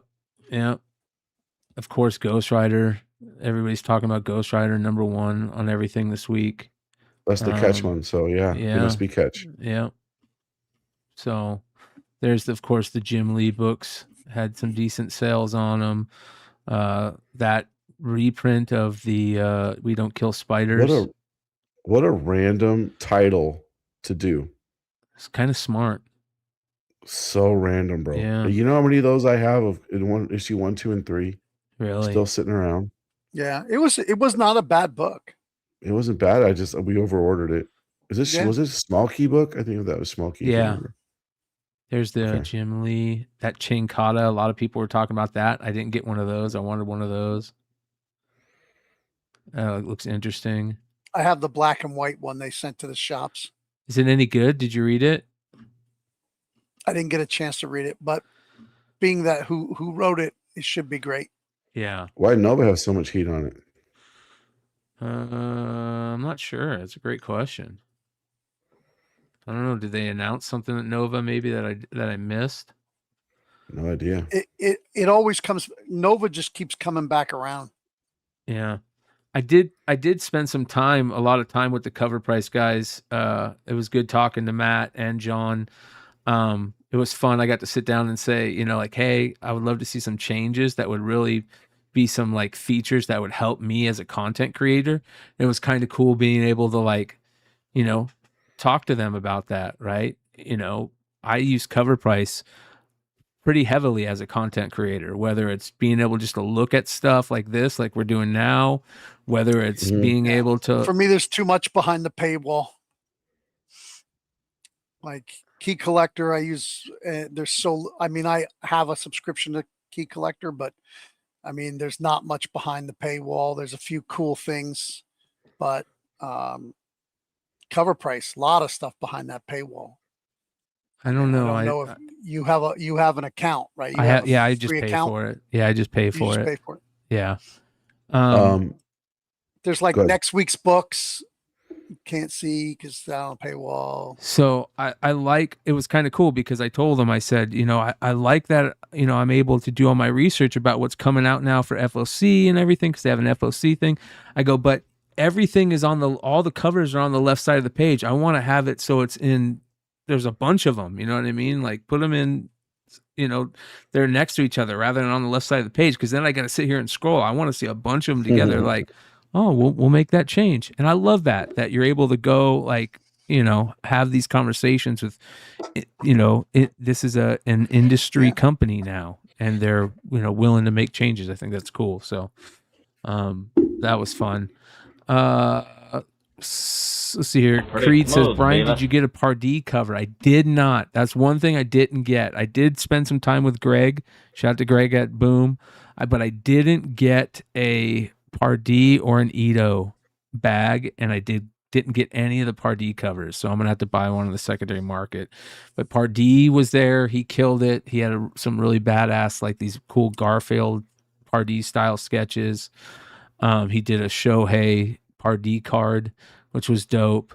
I did get some Garbage Pail Kid shit. I stopped and got some nostalgia grabs us all. I took a bunch of pictures and videos of all the stuff that I'll play tomorrow during the show, but it was a good con. I think the industry's in a really good place. And I think that there's some interesting sub stories going on in the industry right now that people are talking about. And it's different and people are pivoting in major ways, and had a lot of people come up and say they would love to be on this show. So we're going to be doing some scheduling here. And then we've got a real big guest hopefully coming up in August. It's going to be fun. And yeah, good shit. What, anything cool happened at Comics Elite or Haven for Heroes over the last couple of weeks? I haven't really seen you guys or talked to you guys. Emmett, go ahead, brother. No, I'm just buying a fuck ton. Like I say every week, like there's more stuff coming in every goddamn week. Every week, it's just more and more stuff. I have a line on a very big sports card collection that I'm made an offer on. Now I'm waiting for negotiations, but it's like 20,000 was my opening offer. So we'll see where we go from there. And then I'll say this real quick on that sports card stuff, Emmett. Dude, I had, before I left for San Diego, I did a 6-hour card sale, dude. I must have sold a short box of cards. I think I did like $4 or $5 grand. Cards sell so well on eBay Live. I haven't tried Whatnot, but that was the other thing. The amount of people that I talked to at the con that have been switching in between both eBay Live and whatnot lately. I had a great conversation with Jesse even about this. And I ran into Jack at the show. A lot of people are jumping back and forth between these, live selling platforms right now, and old school card sales. Yeah. I bought this guy's bulk. I bought 200,000 cards. 43, actually a little more than that, 43 5,000 count boxes. So now we're just in negotiations for the good stuff, and we'll see where that goes. But then we're going to be launching a website. We have a Shopify store, but we're going to put a site on top of that. Just working out a contract with my marketing guy who's going to build the website, and it's just it's just stepping up. Shopify is really starting to do really well. I've got, I think, well over 500 books up there now, so now people actually have something to shop other than the 15 books I had up there for months. So those were great books, though. Yeah. Rye just dropped a super chat. He says, "What's the news on Cuckoo?" That's a great. I'm glad you brought that up. I did talk quite a bit to the Cuckoo guys, which is a new platform. I'm sure you guys have seen that. I got an account. Yeah, they're only doing comics, and they're doing some very interesting, different things too. So it'll be interesting to see how that plays out. So I'll try to get on there. Yeah. What about you, Sean? You got anything going on Comics Lead? Shikari dropped this week. Motley cosplay this week. She's cosplaying Black Canary in the gym. Pretty awesome set. Everybody's gonna want to see that. By the way, I'll interrupt you there, just like I did Emmett. I did get to see Motley at the Hell Destroyer events, and nice. Jesus Christ, yeah, and Instagram's giving me some problems, but there's too many people going. There's too many people searching her site right now. Yeah, she is pretty amazing. And that one on the right, if you scroll up, the one on the right with her, the gun on her hip, that may or may not be a cover on the way for a certain title. Jesus, dude. That has a gun in it. Yeah. It's a lot of good stuff going on there. Yeah. That Shikari drop, and I made some big changes in my business. Big changes, and they're all going very well. Ooh, I like that. Yeah. We could talk about it in a week. It's long story short, I've sectioned it off to where it's 3 different businesses: website, streaming, and then Patreon. And each business has its own manager, and they have their own accounts, and they run it separately. Pay their own bills, making their own covers. They're still ironing out the kinks in it, but it's already working fantastically. I've offered them, they basically have bought it from me in a way. They have to give me a franchise fee every week, and they also are now part of a profit share. So they've all earned it. A lot of those guys have been with me over 10 years. So I gave them all, good way to, they're controlling their own destinies now. So, yep. I'm still, of course, there, but I mean, I'm not working nearly as long as I was. I'm back to a 40-hour week, which is nice. For now. Oh, yeah. I did 16 and a half hours yesterday. Sheesh. Yeah. Monday, huh? Yeah. So I'm closed on Mondays, and I went in early, and people started calling me, "Hey, can I just bring by a collection?" So no customers, just buying. And then I have to clean that shit up. You have to process it. So that's what I was fucking doing for 16 and a half hours. Rye says, the super chat, great, Sean, less for you to worry about. Yeah. Well, I'm just working on, we're going to have some huge announcements here coming up through this year with the publishing, with Legends and Merc. I think we just scored a major employee partner. I want to call him an employee. I can't talk about it, but Between that and some cool announcements with Motley and some other shit, like it's gonna be. I love when it takes so long to publish. You have to, man, you're talking a year in advance. So we're working on having our first books in stores probably January of next year, 2027. And it's already August. So we're already kind of scrambling around to make that happen. But pretty sure I got cool stuff coming up with Kyle's book, Seeds of Evil. Holy crap, the work he put into making these special envelopes that's going to have a ticket in it to redeem for a free comic at New York. We're going to be selling them on the website and going live and whatnot with them. What's the cover that he was kind of showing today on social media? So many. He has the artist he finds and the cover work he's getting. I'm just like, dude. And it's funny because he's just like, yeah, just message this person. And they replied to me and said they'll do a cover. I'm like, what? Like, I messaged them and nobody answers. I don't know what it is, but anyway, Kyle's killing it with his book. He's already working on issue like 7 in his head. Wow. And issue 2 is pretty much done. Issue 3 can be started on pretty soon, but we just need to get some more shit in place first. But it's going so good. Like, anyway, there's so much coming out. It's crazy. I just can't. It just sucks when you can't talk about any of this stuff. You're just like, I want to tell everybody, but I can't. Yeah. Well, it's very interesting to see what. Shout out to Kyle for what he's doing on that book. I'm excited for it. So especially for New York. All right. That being said, 3 hours, perfect time to end the show. Tomorrow night, you guys, Wednesday night review, we'll talk more about the con, and so will we on Saturday night. And I'm sure we'll talk more about the con on Friday night because that'll be where we're talking about all the con books. So San Diego Comic-Con for the next 2 weeks right here on Beyond Wednesdays. Yeah. Adios. Nice.